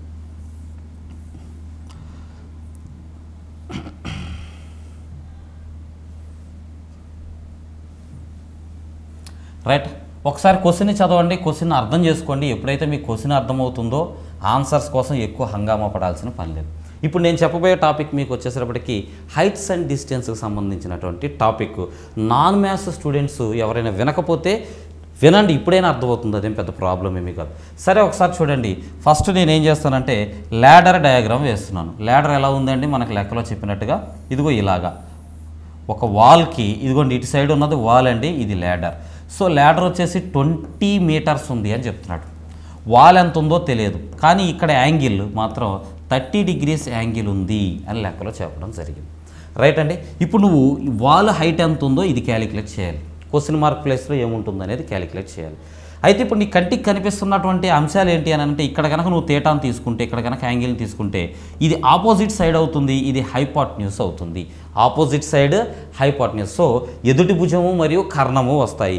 ఎదుటి భుజము మరియు కర్ణము రెండు ఉండేది ఎక్కడ అదొకసారి మనం అబ్జర్వ్ చేద్దాం. ఎదుటి భుజము మరియు కర్ణము రెండు ఎక్కడ ఉంటాయని అంటే మీరు ట్రిగ్నోమెట్రిక్ రేషియోస్ చదువుకొని ఉంటే కనుక సైన్ థీటాలో ఉంటాయి. సైన్ థీటాలో ఏమేమి వస్తాయి అని అంటే మనకి ఆపోజిట్ సైడ్ బై హైపోటెన్యూస్ అనేది వస్తుంది. అనగా మనకు ఆపోజిట్ సైడ్ ఒకసారి ఆ ఫామ్ అది కూడా రాసుకోండి. ఆపోజిట్ సైడ్ బై హైపోటెన్యూస్ వస్తాయి. సో క్వశ్చన్ మార్క్ బై 20 అవుతుంది. Yes or no? Right. Sine theta ప్లస్లో లెక్కలు ఏమి ఇచ్చాడు? 30 డిగ్రీస్ ఇచ్చాడు. అంటే sine 30 degrees is equals to question mark మనకి ఏదైతే కావాలో ఆ క్వశ్చన్ మార్క్ బై 20 అనే విషయం తెలుస్తుంది మనకి. సైన్ 30 డిగ్రీస్ అంటే వాల్యూ ఎంత అండి? మీకు సైన్ 0 అంటే 0, సైన్ 30 అని అంటే సైన్ 30 వచ్చేటప్పటికి 1/2 వస్తుంది. So 1/2 is equals to question mark by 20. ఇప్పుడు 2 టేబుల్ క్యాన్సిల్ చేసాను అనుకోండి, దీనిలో 1 టైము, దీనిలో 10 టైమ్స్. క్వశ్చన్ మార్క్ సింబల్ని అక్కడే ఉంచుతాం. డివైడెడ్ బైలో ఉన్న 10 ఇటు పట్టుకొస్తే మనకి క్వశ్చన్ మార్క్ ప్లేస్లో 10 వస్తుంది. 10 metres, that's your answer. So చేయాల్సిన విధానం అయితే ఇదే. బట్ నేను ఇందాక చెప్పినట్టుగా మీరు ఒకసారి ఆప్షన్స్ని అబ్జర్వ్ చేయగానే మీకు తెలిసిపోతుంది ఏది ఆన్సర్ అనేది. ఆప్షన్స్ని జస్ట్ అబ్జర్వ్ చేస్తేనే మీకు తెలిసిపోతుంది. నేను చెప్తున్నాను కదండి, మళ్ళీ ఒకసారి చెప్తున్నాను చూడండి. ఇది నిచ్చెన కంటే ఎక్కువ పొడవుగా ఉంది, ఇది నా ఆన్సర్ కాదు. ఇది మరీ తక్కువగా ఉంది, ఎందుకంటే ఇది 1 మీటర్, ఇది నా ఆన్సర్ కాదు. తర్వాత వచ్చే 17.3t అంటే ఎగ్జాక్ట్గా నిచ్చెనకు దగ్గరగా ఉంది. నిచ్చెనకు దగ్గరగా ఉంది అని అంటే యాంగిల్ 90 డిగ్రీస్ దాకా వెళ్ళిపోతుంది, కాబట్టి ఇది కూడా నా ఆన్సర్ కాదు. డైరెక్ట్గా ఫస్ట్ ఆప్షన్ అయినా ఆన్సర్ అవుతుంది. ఇలా మీరు చూసి ఎగ్జామ్లో పెట్టగలిగితే లాట్ ఆఫ్ టైం మీకు సేవ్ అవుతుంది. మీకు వచ్చే డౌట్ ఏంటంటే సార్ ఇదే క్వశ్చన్ మాకు ఎగ్జామ్లో ఇస్తాడా మళ్ళీ అని. అప్పుడు మేము ఇలాగ పెట్టేస్తాం, ఇదే క్వశ్చన్ ఇస్తాడని. ఇదే ఇవ్వడండి, దీనికంటే ఈజీగా ఉన్నది ఇవ్వచ్చు, లేదా ఇదే లాజిక్తో ఉన్నది ఇంకో క్వశ్చన్ ఇవ్వచ్చు. మీరు లాజిక్ని పట్టుకోవడానికి, స్మార్ట్నెస్గా ఆలోచించడానికి అలవాటు పడండి. సేమ్ క్వశ్చన్ ఎగ్జామ్లో వస్తుందని ఎవరు చెప్పలేరు. రైట్. నెక్స్ట్ క్వశ్చన్లోకి వెళదాం చూడండి. Next question right. Question number చూడండి. ఇప్పుడు రీజనింగ్లో ఒక క్వశ్చన్ వచ్చింది. రాము ఇలా అన్నాడు, నా నాన్నమ్మకు ఒకే ఒక్క కొడుక్కి ఒకే ఒక్క కోడలు సీత. ఓకేనండి. వీటిని ఏమంటామనంటే పాయింటింగ్ క్వశ్చన్స్ అంటాం. పాయింటింగ్ క్వశ్చన్ అంటే ఎవరో ఒకరిని ఫోటోలోనో ఎదురుగా ఉన్నటువంటి మనిషినో చూపించి వీడు పలానోళ్ళ అని చెబుతారు. ఎందుకు ఇలా చెబుతారంటే మనుషులు చాలా రకాలు ఉంటారు కదండి. ఎవరినైనా ఒక ప్రశ్న అడిగాను అనుకోండి, తిన్నగా సమాధానం చెప్పడం. ఊరే భోజనం చేసావా అని ఎవరినైనా అడిగామనుకోండి, ఆడేం చెప్తాడంటే నిన్న సాయంత్రం ఏం జరిగిందో తెలుసని అక్కడి నుంచి మొదలెడతాడు మధ్యాహ్నం భోజనం గురించి చెప్పడం కోసం. సో అలాంటి కదపడం కొంచెం ప్రమాదం అనమాట. సో ఇక్కడ రాము అనే అతను చాలా తెలివైనోడు అనమాట. ఈయన్ని కదపడం కూడా కొంచెం ప్రమాదం. ఈయన్ని ఎవరి గురించో అడిగితే ఆయన సమాధానం ఎలా చెప్పాడో చూడండి. రాము ఇలా అన్నాడు, నా నాన్నమ్మకు ఒకే ఒక్క కొడుకి ఒకే ఒక్క కోడలు సీత అని అంటున్నాడు. మా నానమ్మ ఉందంట. ఇప్పుడు సొల్యూషన్లోకి వెళ్ళిపోతాం చూడండి. రాము వాళ్ళ నానమ్మ ఒకే ఒక్క కొడుకు. రాము వాళ్ళ నానమ్మకు ఒకే ఒక్క కొడుకు ఉన్నాడంటే వాడు ఎవడవుతాడు? ఖచ్చితంగా రాము వాళ్ళ నాన్న అవుతాడు. ఆ రాము వాళ్ళ నాన్నకి ఒకే ఒక్క కోడలంట. అంటే ఒకే ఒక్క కోడలు అంటే ఏమవుతుంది? రాము వాళ్ళ నాన్న యొక్క ఒకే ఒక కోడలు అంటే ఏమవుతుందండి? రాముకు సీత ఏమగును? ఇది అడిగినటువంటి క్వశ్చన్. అయితే మీకు ఇది ఒరిజినల్ ఎగ్జామ్లో ఆన్సర్ తప్పుగా ఇవ్వడం జరిగింది, ఆన్సర్ క్లారిటీ లేకుండా ఇవ్వడం జరిగింది. మీరు జనరల్గా ఆలోచించి ఆన్సర్ పెట్టండి. ఒకసారి ఇంగ్లీష్లో కూడా చూద్దాం, చూడండి ఏమనుందో. Sita is my paternal grandfather's only sons only daughter. ఇక్కడ ఏం చెప్తుందంటే Sita is my paternal great grandfather. So great grandfather అని అంటే మా వచ్చేసప్పుడు గ్రేట్ గ్రాండ్ ఫాదర్ అని అంటే మా ముత్తాతయ్య అని అర్థం వస్తుంది. సో ఇంగ్లీషు తెలుగులు ఆ ట్రాన్స్లేషన్ చేసినప్పుడు చేసిన మిస్టేక్స్ అనమాట ఇవి. ఇప్పుడు ఇంగ్లీష్ ప్రకారం చూస్తే మనకి ఇంకొక ఆన్సర్ వస్తుంది, రైట్? ఒకసారి ఇంగ్లీష్ ప్రకారం చూద్దాం, చూడండి. Sita is my paternal great grandfather's only sons only daughter అని అంటున్నాడు. ఏమవుద్దండి? ఒక్కసారి గమనించారు. Sita is my paternal great grandfather అంటే మా ముత్తాత, అంటే మా తాతగారికి నాన్నగారు. ఆయనకి ఎవరు అనంట? Only sons only daughter in law. ఆయనకు ఉన్నటువంటి ఓన్లీ సన్, ఆ సన్నికి ఓన్లీ డాటర్ ఇల్లా అని చెప్తున్నాడు. సో ఆ సన్నికి ఓన్లీ డాటర్ ఇల్లా అని అంటే ఏమవుతుంది? ఒకసారి డయాగ్రామ్లో కూడా చూద్దాం, తర్వాత నేను మీకు డైరెక్ట్గా షార్ట్ కట్ ఎట్లా చేయాలో చెప్తాను. చూడండి, డయాగ్రామ్లో చేద్దాం. చూడండి, ఎందుకనంటే క్వశ్చన్ చదువుతున్నప్పుడే ఒక కన్ఫ్యూజన్ ఫీలింగ్, రైటా? సో అది పోగొట్టడం కోసం నేను మిమ్మల్ని మళ్ళీ క్వశ్చన్ చదివి మళ్ళీ నార్మల్ ట్రాక్లో తీసుకొచ్చే ప్రయత్నం చేస్తున్నాను. ఒకసారి చూడండి, సీత ఉంది. సో sita అనే ఆవిడ లేడీ. ఇదిగోండి లేడీ అయితే మనం సర్కిల్లో ఇండికేట్ చేద్దాము, జెంట్స్ అయితే స్క్వేర్లో ఇండికేట్ చేద్దాం, right? Sita is my paternal great grandfather. ఇప్పుడు నేనున్నాను, ఎవరో రాము అనే నేనున్నాను. నాకు ఏమని చెప్తున్నాడండి? My paternal great grandfather. So మా నాన్నగారికి గ్రేట్ గ్రాండ్ ఫాదర్ అంటున్నాడు. ఎటు? మా నాన్నగారి సైడ్. అంటే ఈయన మా నాన్నగారు అనుకోండి, ఈయన మా తాతగారు అవుతారు, ఆయనకే నాన్నగారు అని అంట. ఇది ఈయన గురించి మాట్లాడుతున్నాడు, లెక్కలో మనకి ఈయన గురించి మాట్లాడుతున్నాడు. సో ఈయనకి ఓన్లీ వన్ సన్ అంటే ఇప్పుడు ఈయన గురించి మాట్లాడాడు. తర్వాత సన్స్ ఓన్లీ వన్ డాటర్ ఇల్లా. సో మా తాతగారికి ఒకే ఒక్క కోడలంట. తాతగారికి ఒకే ఒక్క కోడలు అని అంటే దాని అర్థం ఏంటి? ఒక్కడే కొడుకున్నాడు అని అర్థం. ఆ ఒక్క కొడుకు ఇతని యొక్క భార్య ఏమవుతుందండి? రాముకి డైరెక్ట్గా మదర్ అవుతుంది. డైరెక్ట్గా ఏమవుతుంది అని అంటే రాముకి మదర్ అవుతుంది. సో లెక్కలో ఏంటి అని అంటే మీకు ఇంగ్లీష్ ప్రకారం కనుక చూస్తే మదర్ ఆన్సర్ అవుతుంది. తెలుగులో వాళ్ళు చేసిన ట్రాన్స్లేషన్ కరెక్ట్గా చూస్తే అది కరెక్ట్గా లేనట్టుగా వస్తుంది. సో ఇప్పుడు ఒకసారి ఇంగ్లీష్ నుంచి చూద్దాం. నాకంటే గ్రేట్ గ్రాండ్ ఫాదర్ అంటే ఎన్ని జనరేషన్స్ పైకి వెళ్ళాడండి? ప్లీజ్ నోట్, ఎన్ని జనరేషన్స్ పైకి వెళ్ళాడు? సో మా ఫాదర్ ఒక జనరేషను, గ్రాండ్ ఫాదర్ అని అంటే 2 జనరేషన్స్, గ్రేట్ గ్రాండ్ ఫాదర్ అని అంటే 3 జనరేషన్స్ పైకి వెళ్ళాడు. తర్వాత మళ్ళీ చూడండి కిందకి ఎలా వచ్చాడు? ఓన్లీ సన్ అని అంటున్నాడు, అంటే ఒకటి మైనస్ అయిపోయింది, ఇప్పుడు 2 జనరేషన్సే. తర్వాత ఏమంటున్నాడు? ఓన్లీ డాటర్ ఇల్లా అని అంటున్నాడు, అంటే డాటర్ ఇల్లా కోడలు అన్నప్పుడు ఇంకొక జనరేషను, సో ఇంకొక జనరేషన్ తగ్గిపోయింది. సో మొత్తం మీద ఏమవుతుందండి?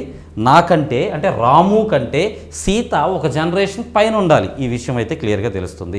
ఓన్లీ వన్ అని అంటున్నాడు కాబట్టి ఖచ్చితంగా సీత ఏమవుతుందంటే రాముకి మదరే అవుతుంది, నో డౌట్. మా నాన్నగారి సైడ్ ఉన్నటువంటి తాతలకి ఒక ఆవిడ కోడలు అవుతుంది, ఒకే ఒక్కళ్ళు ఉన్నారు ఫ్యామిలీలో అంటే ఏమవుతుంది? ఖచ్చితంగా మదరే అవుతుంది. So the answer is mother as per English. Next క్వశ్చన్లోకి వెళదాం. చూడండి, next question, right? A piece of cloth costs 35 if the piece were 4 meters longer and each meter were to cost rupees 1 rupee lesser, then the total cost would be remain unchanged. How long is the piece of cloth? ఇక్కడ మనకి క్వశ్చన్లో అడుగుతున్నది చూడండి. And more of the చాలామంది students ఈ question doubt కూడా అడిగారు నన్ను, ఇలా ఇస్తే ఎగ్జామ్ ఎలా చేస్తాను. యాక్చువల్గా ఏంటంటే ఈ మోడల్ క్వశ్చన్ అనేది మనకి నెంబర్ సిస్టానికి సంబంధించినటువంటి క్వశ్చన్. ఇది క్వశ్చన్ అయితే చాలా సింపుల్ అండి, చూడడానికి అలా కనిపిస్తుంది కానీ క్వశ్చన్ అయితే చాలా సింపుల్. ఆన్సర్ పాయింట్ ఆఫ్ వ్యూలో చూస్తే మనకి ఒక క్లాత్ ఉంది. జస్ట్ జనరల్గా ఆలోచించండి, మీరే ఒక మార్కెట్కి వెళ్ళి ఒక క్లాత్ కొనడానికి వెళ్ళారు, ఆడేం చేస్తాడంటే మీటర్ ఎంత అని చెప్పేసి అమ్ముతూ ఉంటాడు. సరే మీరు డబ్బులు ఇచ్చారు, 35 రూపీస్ ఇచ్చారు, వాడు సమ్ లెంత్ ఉన్నటువంటి క్లాత్ ఇచ్చాడు, అయిపోయింది. ఇప్పుడు రెండో రోజు మీ ఫ్రెండ్ వెళ్ళాడు, ఆయన వెళ్ళినప్పుడు ఏం చేశాడనంటే మీరు కొన్నదానికంటే ఒక 4 మీటర్స్ ఎక్కువ కొనుక్కొచ్చాడు.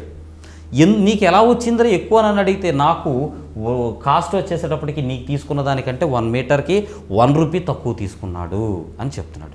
అయితే ఇప్పుడు ఇద్దరు కూడా 35 రూపాయలు ఇచ్చారు. అవునా కదా? ఫస్ట్ కేసులోనూ 35 రూపీసే, సెకండ్ కేసులో కూడా 35 రూపీసే. ఇది మనం క్వశ్చన్ అర్థం చేసుకున్నాం. క్లియర్.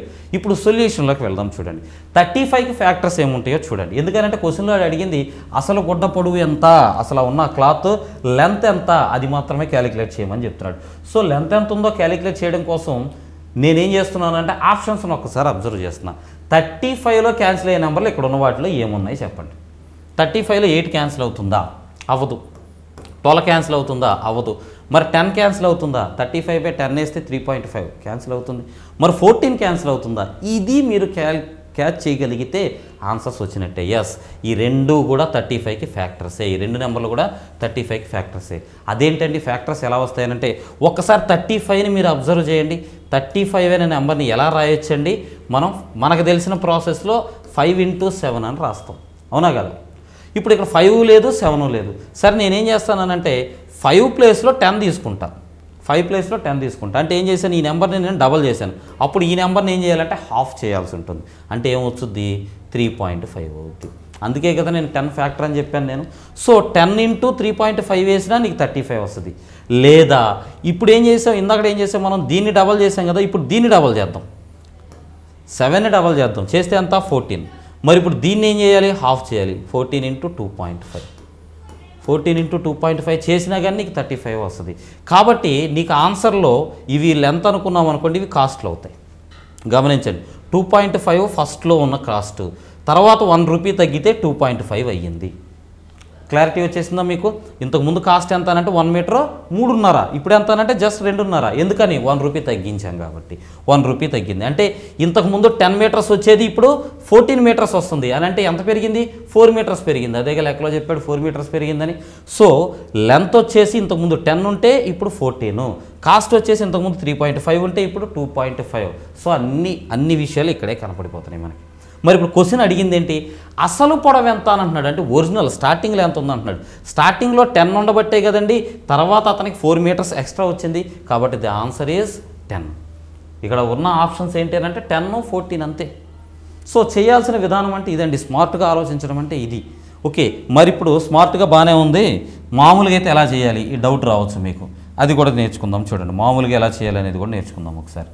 నేను మీకు అడుగుతున్నది ఏంటి అని అంటే 1కి 4 సార్లు క్వశ్చన్ని మీరు ఎగ్జామ్లో చేసేటప్పుడు మీ కోచింగ్ సెంటర్లో నేర్చుకున్నట్టుగానో లేదనంటే ఏదైనా పుస్తకంలో చూసి నేర్చుకున్నట్టుగానో దయచేసి నేర్చుకోవద్దు. ఎలా ప్రాక్టీస్ చేస్తారు? ఎలా చేస్తారనంటే ఒకటే టార్గెట్, మీకు ఈ ఎగ్జామ్లో మార్క్స్ రావాలంతే. ఆ మార్క్ రావడం కోసం ట్రై చేయండి. అంతేగాని ఈ క్వశ్చన్ నేను బాగా చేయాలి, అందంగా చేయాలి, ఓకే మంచి మెథడ్లో చేయాలి అని ఆలోచించకండి. క్వశ్చన్కి నువ్వు ఆన్సర్ చేయగలవా లేదా, ఎంత స్పీడ్గా చేయగలవు, ఏ మెథడ్ అయితే ఆ మెథడ్ స్పీడ్గా చేయడం అలవాటు చేసుకోండి. రైట్. ఈ క్వశ్చన్కి ఇక జనరల్ ప్రాసెస్లోకి వెళితే కనుక ఇంతకు ముందు ఉన్నది మనం ఏమనుకోవాలి అని అంటే సే లైక్ X మీటర్స్ ఉందని అనుకున్నాం అనుకోండి. ఊరికి ఇంతకుముందు X మీటర్స్ ఉండేది. కాస్ట్ ఎంత ఉండేది? కాస్ట్ ఎంత ఉందో మనకు తెలియదు. X మీటర్స్ ఉన్నది ఓకే, వాడు 35 రూపాయలు చెల్లించాడు అని అంటున్నాడు. X మీటర్స్కి నువ్వు 35 రూపాయలు చెల్లించావు. ఓకే, ఇలాగ తీసుకోండి. X రూపీస్కి నువ్వు X మీటర్స్కి 35 రూపాయలు చెల్లించావు అంటున్నాడు. నెక్స్ట్ ఏం చెప్తున్నాడు అని అంటే ప్రైస్ అనేది తగ్గింది అని అంటున్నాడు. సరే X మీటర్స్ 35 అని అంటే ఇప్పుడు నేనేమంటానంటే 1 మీటర్కి ఎంత? 1 మీటర్కి ఎంత ఉంటుంది? X మీటర్స్కి అయితే 35, 1 మీటర్కి వచ్చేసేటప్పటికి 35/X ఉంటుంది. అవునా కాదా? ఇప్పుడు 10 మీటర్లు 50 రూపాయలు అనుకోండి. 1 మీటర్ అంటే ఏం చేస్తారు? 50/10 వేస్తాం. In the same way 1 metre అంటే 35/X. ఇది 1 మీటర్ కాస్ట్ లెక్క ప్రకారం. అయితే ఇప్పుడు లెక్కలు ఏం చెప్తున్నాడు అని అంటే మనకి లెంత్ అనేది పెరిగింది అని చెప్తున్నాడు.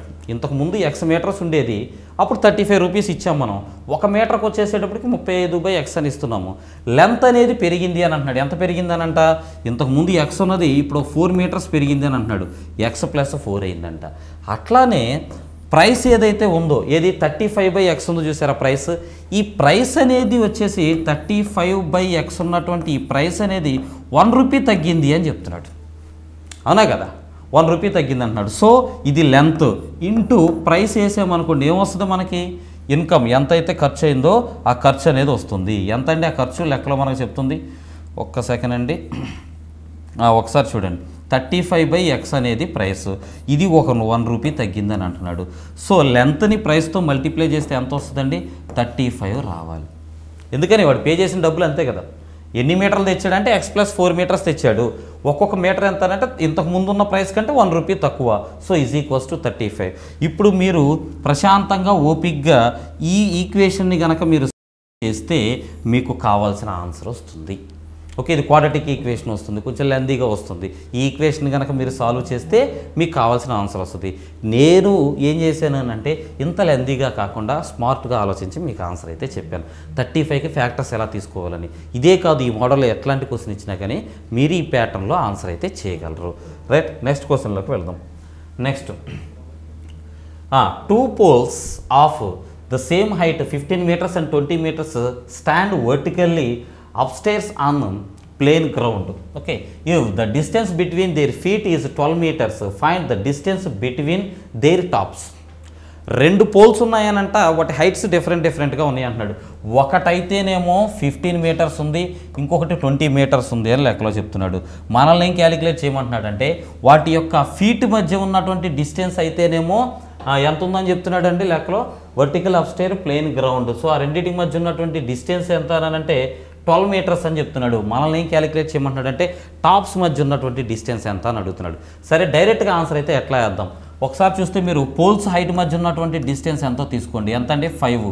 ఇంకొకటి వచ్చేసి ఫుట్ మధ్య ఉన్న హైట్ డిస్టెన్స్ 12. సో 5, 12 ట్రిప్లెట్ చూడాలి.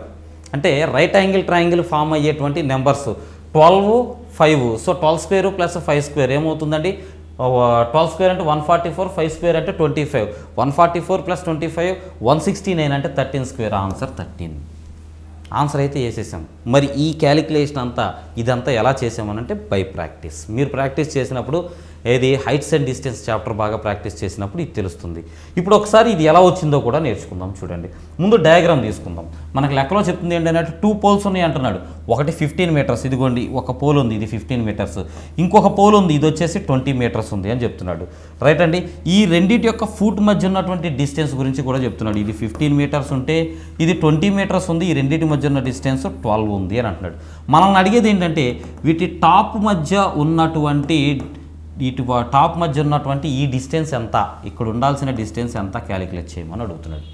సరే, ఒకసారి చూడండి, నేనేమంటానంటే ఇక్కడ డిస్టెన్స్ అంటే ఈ పాయింట్ నుంచి ఈ పాయింట్ దగ్గర దాకా 12 ఉంటే ఇక్కడ కూడా ఒక లైన్ గీసుకుందాం, ఇమాజినరీ లైన్ గీసుకుందాం. గీస్తే ఇది కూడా ఎంత ఉంటుందండి? 12 ఉంటుంది. సరే చూడండి, ఈ లెంత్ వచ్చేసి 15 ఉన్నప్పుడు ఈ లెంత్ ఎంత ఉంటుందండి? ఇది కూడా 15 ఉంటుంది. అంటే ఈ పైన ఉన్నటువంటి ఈ ఎక్స్ట్రా ఎంత ఉంటుంది? ఇక్కడ దాకా 15 ఉందండి, ఈ లైన్ దాకా. పైన ఎక్స్ట్రా ఎంత ఉంటుంది? 5 ఉంటుంది. ఇప్పుడు చూడండి, మీకు రైట్ యాంగిల్ ట్రయాంగిల్ ఫామ్ అయింది. ఇక్కడ ఒక రైట్ యాంగిల్ ట్రయాంగిల్ ఫామ్ అయింది. రైట్ యాంగిల్ ట్రయాంగిల్ కనపడగానే పైథాగరస్ గారికి మనం ఏం చేయాలంటే ఒకసారి నమస్కారం చేసుకోవాలి. చేసుకుంటే ఆయన చెప్తాడు, ఏమని చెప్తాడు అని అంటే, బాబు రైట్ యాంగిల్ ట్రయాంగిల్లో నీకు సైడ్స్ యొక్క square, some of squares of sides is equals to the square of hypotenuse అని చెప్తాడు. అంటే మనకు తెలుగులో వచ్చేటప్పటికి భుజాల వర్గాల మొత్తం అనేది కర్ణం యొక్క వర్గానికి సమానంగా ఉంటుంది. ఇంకా చెప్పాలంటే AB² = AC² + BC² అనే ఫార్ములా చిన్నప్పటి నుంచి చదువుతూనే ఉన్నాం. ఆ ఫార్ములా ప్రకారం ఇక్కడ క్వశ్చన్ మార్క్ ప్లేస్లో ఉన్నటువంటి డిస్టెన్స్ రావాలి అని అంటే 12² + 5² వేయాలి. సో 12² అంటే 144 + 5² అని అంటే 25. రెండింటిని యాడ్ చేస్తే 169 వస్తుందండి. 169 అనే దానికి రూట్ అప్లై చేయాలి. రూట్ అప్లై చేస్తే దేనికి సరిపోతుందండి? 13కి సరిపోతుంది. కాబట్టి ఆన్సర్ 13 మీటర్స్. సో ఈ మోడల్ క్వశ్చన్స్ని మనం ఇలా అయితే సాల్వ్ చేయాల్సి ఉంటుంది. రైట్, నెక్స్ట్ క్వశ్చన్లోకి వెళదాం. ఓకే, సమీర్ అక్బర్ను ఈ విధంగా పరిచయం చేశాను. ఓకే, ఎప్పుడైనా సరే మీకు నా సలహా ఏంటి అని అంటే బ్లడ్ రిలేషన్స్ ఎస్పెషల్లీ 2 లాంగ్వేజెస్ ఉన్నప్పుడు, అంటే మీకు ఇంగ్లీషు తెలుగు 2 ఉన్నప్పుడు ఇంగ్లీష్ పాయింట్ ఆఫ్ వ్యూలో వెళ్ళండి. ఎందుకనంటే మనకి ఒక చిన్న ప్రాబ్లం ఏమొస్తుందనంటే నార్త్ ఇండియాలో రిలేషన్స్ ఒకలా ఉంటాయి, సౌత్ ఇండియాలో రిలేషన్స్ ఒకలా ఉంటాయి. 2 సేమ్ ఉండవు. అదొక చిన్న ఆబ్లిగేషన్ ఉంటుంది. ఎందుకనంటే మనకు మామయ్య మేనమామయ్యకి వేరియేషన్ లేదు, వాళ్ళకి తేడా ఉంటుంది, ఇబ్బంది ఉంది. సో కాబట్టి ఇంగ్లీష్ పాయింట్ ఆఫ్ వ్యూలో వెళ్దాం. చూడండి, how is Sameer related to Akbar? So Sameer అనేవాడు అక్బర్కి ఎలా రిలేట్ అవుతాడు? ఇఫ్ సమీర్ ఇంట్రడ్యూస్డ్ అక్బర్ని ఎలా ఇంట్రడ్యూస్ చేశాడు అని అంటే his maternal grandmother's only son's son. అని చెప్తున్నాడు. సో ఇక్కడ ఎవరు ఇంట్రడ్యూస్ చేస్తున్నారు, మాట్లాడే వ్యక్తి ఎవరు అని అంటే సమీర్ ఇంట్రడ్యూస్డ్. సో మాట్లాడుతున్న వ్యక్తి సమీర్, మాట్లాడేవాడు బాయ్. ఎవరి గురించి మాట్లాడుతున్నాడు, అక్బర్ గురించి మాట్లాడుతున్నాడు, అతను కూడా బాయ్. ఇది ఫస్ట్ మీరు అబ్జర్వ్ చేయాల్సిన పాయింట్. ఇప్పుడు సమీర్ ఏమంటున్నాడో చూడండి. అక్బర్ ఏమవుతాడు అని అంటే అతనికి has is maternal grandmother's, అంటే సమీర్ ఉన్నాడు కదా, ఇదిగో చూడండి సమీర్ అనే బాయ్ ఉన్నాడు. ఈ సమీర్ యొక్క మెటర్నల్ గ్రాండ్ మదర్ అంటే వీళ్ళ మదర్ ఉంటుంది కదా, వీళ్ళ మదర్కి ఆవిడ మెటర్నల్ గ్రాండ్ మదర్ అవుతుంది. వీళ్ళ మదర్కి మదర్స్ ఓన్లీ సన్, అంటే ఈ మదర్కున్న ఓన్లీ సన్ అని అంటే సమీర్ వాళ్ళ మదర్కి అతను బ్రదర్ అవుతాడు, అవునా కదా? ఈ మదర్కి ఓన్లీ సన్ అని అంటే సమీర్ వాళ్ళ మదర్కి అతను బ్రదర్ అవుతాడు. ఆ ఓన్లీ సన్స్ సన్, సో అతనికి సన్ అంట. వీడు ఎవరు అని అంటే అక్బర్. ఇది మనకు లెక్కలో చెప్తుంది. సో ఇప్పుడు సమీరు ఏమవుతాడంటే అక్బర్కి, లేదా అక్బర్ సమీర్కి ఏమవుతాడు, ఒకళ్ళకొకళ్ళు కజిన్స్ అవుతారు. That is your answer, cousins అవుతారు. ఇక దీన్ని డైరెక్ట్గా ఈజీగా అర్థం చేసుకొని ఎలా చేయొచ్చు అని అంటే ఇద్దరు జెంట్సే ఉన్నారు. తర్వాత ఏం చెప్తున్నాడంటే Akbar as is maternal grand mother, ఆ అమ్మ తరపునటువంటి గ్రాండ్ మదర్ అంటాడు. అంటే అమ్మమ్మకు ఒక్కడే కొడుకున్నాడంట, ఏమవుతాడు మేనమామకి ఇంకో కొడుకున్నాడంట, వాడేమవుతాడు నాకు, మన తెలుగులో అయితే మన సైడ్ అయితే బావో బామ్మర్ది అని అంటాము, బట్ ఇంగ్లీష్లో అందరినీ కజిన్ అనే అనాలి కాబట్టి వాడు కజిన్ అవుతాడు. అర్థమైందని అనుకుంటున్నాను. నెక్స్ట్ క్వశ్చన్లోకి వెళ్దాం. రైట్, చూడండి. Given below is a statement followed by some conclusions. So statements conclusions ఇచ్చారండి. సో స్టేట్మెంట్ ఏంటి ఒక్కసారి జాగ్రత్తగా చదవండి. According to a recent health survey, people who exercise for at least half an hour every day are less prone to life style diseases. So ఈ ఇచ్చినటువంటి ఇచ్చినటువంటి statement యొక్క సారాంశం ఏంటనేది రఫ్గా చదువుకోండి. సారాంశం ఏం చెప్తున్నాడంటే ఇటీవల జరిగిన ఆరోగ్య సర్వే నందు వెల్లడించబడిన విషయం ఏంటంటే ప్రతిరోజు కనీసం 30 నిమిషాల పాటు వ్యాయామం చేసిన వారు తక్కువ జబ్బు పడతారు. అంటే ఎక్సర్సైజ్ చేస్తే వాళ్ళకి రోగాలు తక్కువగా వస్తాయి అనేది మనకి ఇచ్చినటువంటి స్టేట్మెంట్. మరి కన్క్లూజన్ ఏమి ఇచ్చాడో ఒకసారి అబ్జర్వ్ చేయండి. స్టేట్మెంట్కి మీరు కన్క్లూజన్ని కనెక్ట్ చేసేటప్పుడు జాగ్రత్తగా గుర్తుపెట్టుకోండి. ఇచ్చిన కంటెస్ట్కి రిలేటెడ్గా ఉన్నది తీసుకోవాలి. ఫస్ట్ పాయింట్, మీకు తెలియని విషయాన్ని ఇక్కడ మీరు ఆన్సర్గా తీసుకోకూడదు. ఇప్పుడు ఇక్కడ ఏం చెప్తున్నాడు, ఊరికే సరదాగా చెప్తున్నాను నేను మీకు, వ్యాయామం చేస్తే జబ్బులు తక్కువ అని అంటున్నాడు. ఇప్పుడు వీడు దీనికి సంబంధం లేకుండా పలానా జిమ్లో కనుక మీరు వ్యాయామం చేస్తే జబ్బులు రావన్నాడు అనుకోండి, ఇక్కడ కంటెస్ట్కి రిలేటెడ్ది కాదు. లేదా పలానా హాస్పిటల్కి వెళ్ళండి మీకు జబ్బులు వస్తాయని చెప్పాడు అనుకోండి, ఇచ్చిన కంటెస్ట్కి రిలేటెడ్ కాదు. కాబట్టి ఇచ్చిన కంటెస్ట్కి రిలేటెడ్గా ఉన్న వర్డ్స్ని మాత్రమే, రిలేటెడ్గా ఉన్న కన్క్లూజన్స్ని మాత్రమే మనం తీసుకోవాలి. ఏమి ఇచ్చాడు చూడండి.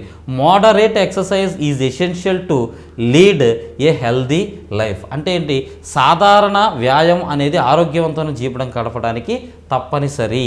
సో మోడరేట్ ఎక్సర్సైజ్ చేస్తే ఆరోగ్యం బాగుంటుంది అనే చెప్తున్నాడు. ఇక్కడ మోడరేట్ ఎక్సర్సైజ్ అంటే సాధారణంగా, అంటే ఓవర్గా ఎక్సర్సైజ్ చేయవసరం లేదు, మీరు 6 ప్యాక్ కోసం ఏం చేయవసరం లేదు, నార్మల్గా ఎక్సర్సైజ్ చేస్తే మీ హెల్త్ అనేది బాగుంటుంది అంటున్నాడు. ఎస్, ఇది మనం ఒప్పుకోవచ్చు, మనకు చెప్పింది అదే కదా.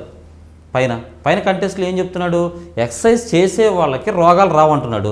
నువ్వు కనుక సాధారణంగా ఎక్సర్సైజ్ అనేది మంచి ఆరోగ్యానికి అవసరం అంటున్నాడు. Yes, we can agree. రెండోది ఏం చెప్తున్నాడు చూడండి. Every one with no exercise on their routine suffer from life style diseases. అయితే ఎక్సర్సైజ్ చేయకపోతే కనుక ఖచ్చితంగా రోగాలు వస్తాయి అంటున్నాడు. ఇది మనం చెప్పలేం. ఎక్సర్సైజ్ చెయ్యనంత మాత్రాన రోగాలు వస్తాయి అని కాదు, ఎక్సర్సైజ్ చేస్తే రోగాలు రాకుండా ఉంటాయి అనేది మాత్రమే మన కంటెస్ట్లో తెలుస్తుంది.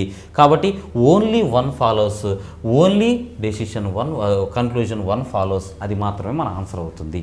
నెక్స్ట్ క్వశ్చన్లోకి వెళదాం. రైట్, కొంత సొమ్ముపై 2 సంవత్సరాలకు వచ్చు బారు వడ్డీ 1200 రూపాయలు, అదే సొమ్ముపై అదే రేటు వచ్చు చక్ర వడ్డీ 2 సంవత్సరాలకు 1290 రూపాయలు అయితే అసలు ఎంత? ఇది క్వశ్చన్. ఎందుకని అంటే ఇట్లాంటి క్వశ్చన్స్ నేడు రేపు ఎగ్జామ్స్లో వస్తున్నాయి. చాలా సింపుల్ క్వశ్చన్, ఈజీ క్వశ్చన్, చూడగానే ఆన్సర్ వేయదగిన క్వశ్చన్. రైట్, చూడండి క్వశ్చన్ యొక్క ఎసెన్స్ ఏంటండి.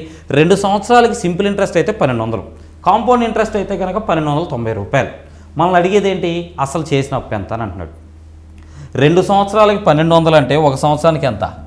2 సంవత్సరాలకు 1200 అంటే ఒక సంవత్సరానికి 600, అన్నా కదా, ఒక సంవత్సరానికి 600. కాంపౌండ్ ఇంట్రెస్ట్లో ఈ మొదటి సంవత్సరంకి ఇచ్చినటువంటి డబ్బుల మీద మాత్రమే వాడు వడ్డీ వేస్తాడు. ఎక్స్ట్రా ఎంత వేసాడు? సింపుల్ ఇంట్రెస్ట్ అయితే 1200, కాంపౌండ్ ఇంట్రెస్ట్ అంటే 1290 అంటున్నాడు కాబట్టి 90 రూపీస్ ఎక్స్ట్రా వేసాడు. అంటే 600 రూపాయలకి 90 రూపాయలు వడ్డీ అయ్యింది అని అంటే ఎంత అవుతుందండి?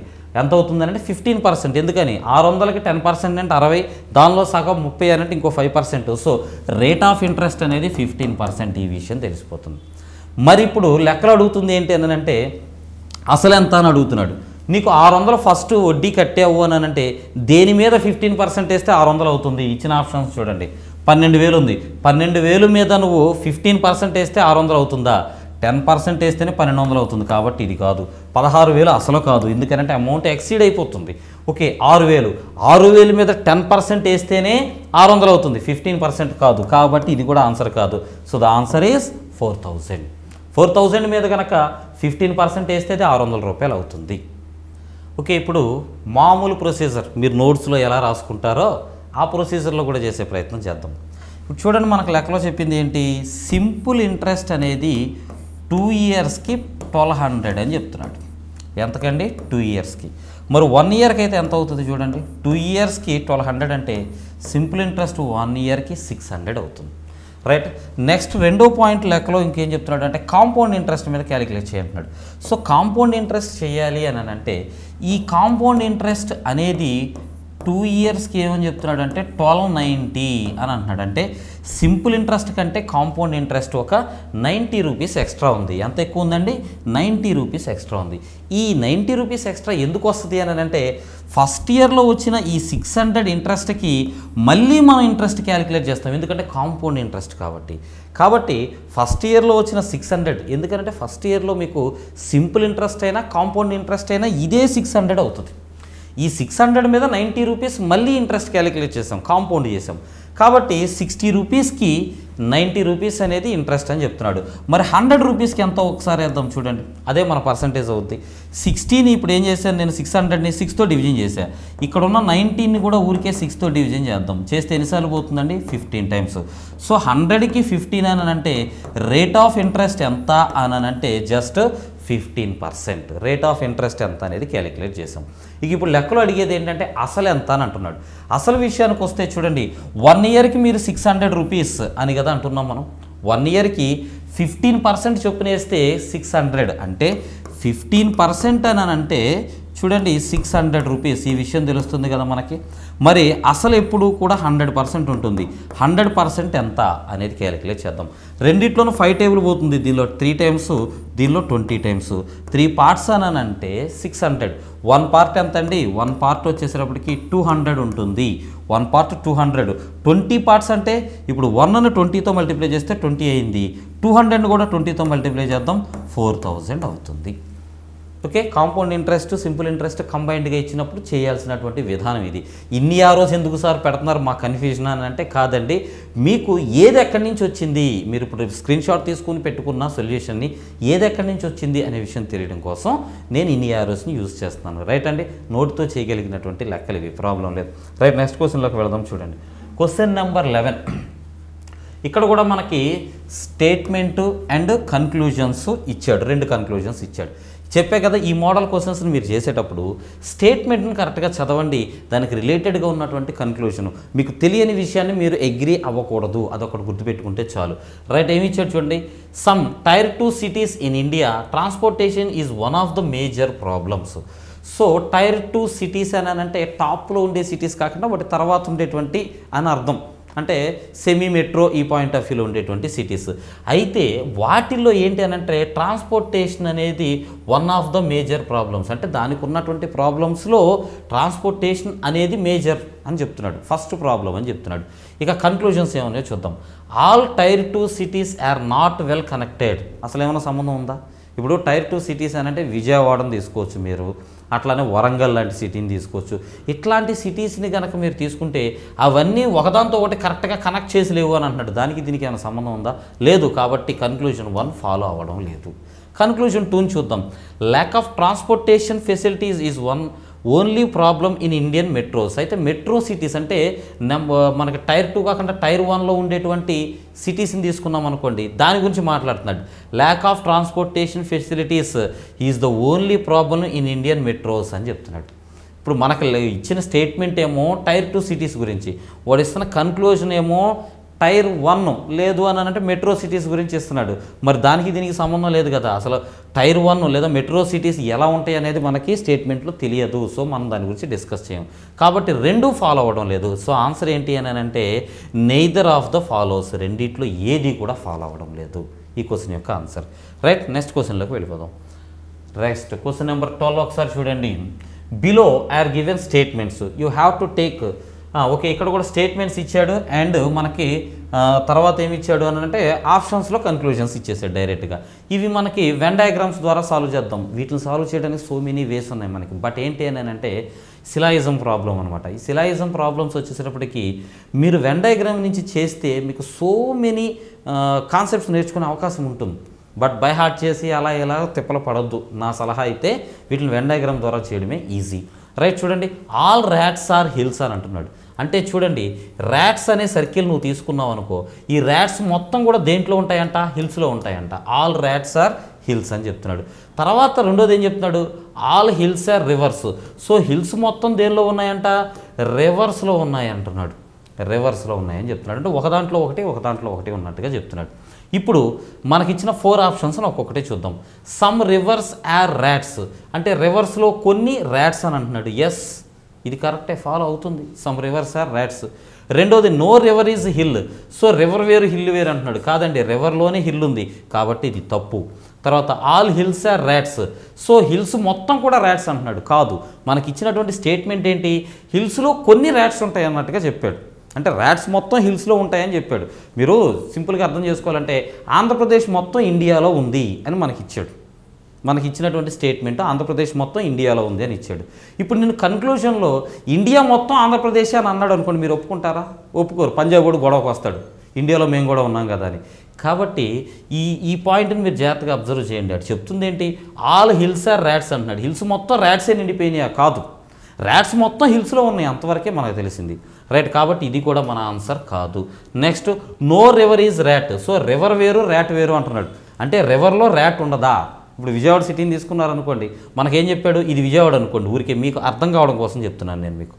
ఈ కాన్సెప్ట్ ఏదైతే ఉందో ఇది అర్థం కావడం కోసం చెప్తున్నాను. ఇది విజయవాడ అని అనుకుందాం మనం. విజయవాడ అనేది ఆంధ్రప్రదేశ్లో ఉంది. విజయవాడ అనేది ఆంధ్రప్రదేశ్లో ఉంది. ఆంధ్రప్రదేశ్ వచ్చేసేటప్పటికి ఇండియాలో ఉంది, భారతదేశంలో ఉంది అని అనుకున్నాం అనుకోండి.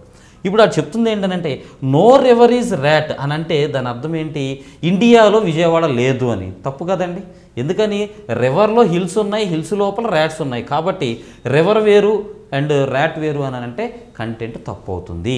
కాబట్టి ఇండియా వేరు విజయవాడ వేరు అని అంటే మనం ఎలా ఒప్పుకోమో, ఈ క్వశ్చన్లో రివర్ వేరు ర్యాట్ వేరు అన్నా సరే మనం అలా ఒప్పుకోము. కాబట్టి ఇది కూడా మన ఆన్సర్ కాదు. The answer is only 1. అర్థమైందని అనుకుంటున్నాను. నెక్స్ట్ క్వశ్చన్లోకి వెళదాం. Right, question number 13. ఓకే, చూడండి. ఏ closed wooden rectangular box. So ఒక రెక్టాంగులర్ బాక్స్ ఉంది, అది ఎలా ఉందనంట? క్లోజ్ చేసి ఉందంట. అయితే మేడ్ ఆఫ్ 1 సెంటీమీటర్స్ థిక్నెస్ అంటే దానికి ఉపయోగించిన చెక్క 1 సెంటీమీటర్ థిక్నెస్తో ఉంది అని అంటున్నాడు. So and wood has the following outer dimensions. ఇది ఇంపార్టెంట్ అండి. అవుటర్ డైమెన్షన్ బయట వైపు ఉన్నటువంటి కొలతలు ఏంటంట? 22 centimetres, 17 centimetres, 12 centimetres. And it is filling capacity with cement. అంటే ఇది ఎంత ఏమైందనంట? సిమెంట్తో నింపేశారంట బాక్స్ని. మనల్ని అడిగేది ఏంటంటే what is the volume of the cement? Cement యొక్క వాల్యూమ్ ఎంత అని అంటున్నాడు. క్వశ్చన్ అర్థం చేసుకోండి. మనకి ఇచ్చిన మెజర్మెంట్స్ ఏమో బాక్స్ బయట ఇచ్చాడు, వాడు అడుగుతున్నదేమో లోపల సిమెంట్ పోసాము, ఆ సిమెంట్ యొక్క వాల్యూమ్ ఎంత ఉంటుంది కనుక్కోండి అంటున్నాడు. అంటే బాక్స్ లోపల మెజర్మెంట్స్ మనకి కావాలి, గుర్తుపెట్టుకోండి. సరే, ఇప్పుడు దీన్ని కనుక మనం చటుక్కున ఆన్సర్ చేయాలి అని అంటే 5 సెకండ్స్లో ఆన్సర్ చేయాలంటే ఏం లేదండి, ఇచ్చినటువంటి మెజర్మెంట్స్ ఇవే కదా ఉన్నాయి మనకి. ఏమేమి ఉన్నాయి తెలుగులో చూద్దాం. చూడండి, ఇక్కడ 22 సెంటీమీటర్స్, 17, 12 అని ఉన్నాయి కదా. వీటన్నిటిలో నుంచి 2 లెస్ చేసేసేద్దాం. ఎందుకంటే 1 సెంటీమీటర్ థిక్నెస్ అన్నాడు. పైన 1 సెంటీమీటర్, కింద 1 సెంటీమీటర్ పోతే 20 × 15 × 10 అవుతుంది. సో ఇక్కడ ఒక 0 ఉంది, ఇక్కడ ఒక 0 ఉంది. సో నీ మల్టిప్లికేషన్లో మినిమం 2 zeros వస్తాయి. సో మినిమం 2 zeros ఉన్నటువంటి మల్టిప్లికేషన్ ఏంటిది? Option 2. That is your answer. అయిపోయింది ఆన్సర్ అయితే. ఓకే, జాగ్రత్తగా అబ్జర్వ్ చేయండి. ఇప్పుడు నేను మీకోసం ప్రొసీజర్ కూడా చెప్తున్నాను, దీన్ని ఎలా చేయాలి అనేది. ప్రొసీజర్ చెప్తున్నాను అని అంటే ఇదేదో భయంకరమైన మెథడ్ ఏమో అని అనుకోకండి. అది కూడా నేను షార్ట్ కట్టే చెప్తున్నాను, బట్ డీటెయిల్డ్గా చెప్తున్నాను అంతే.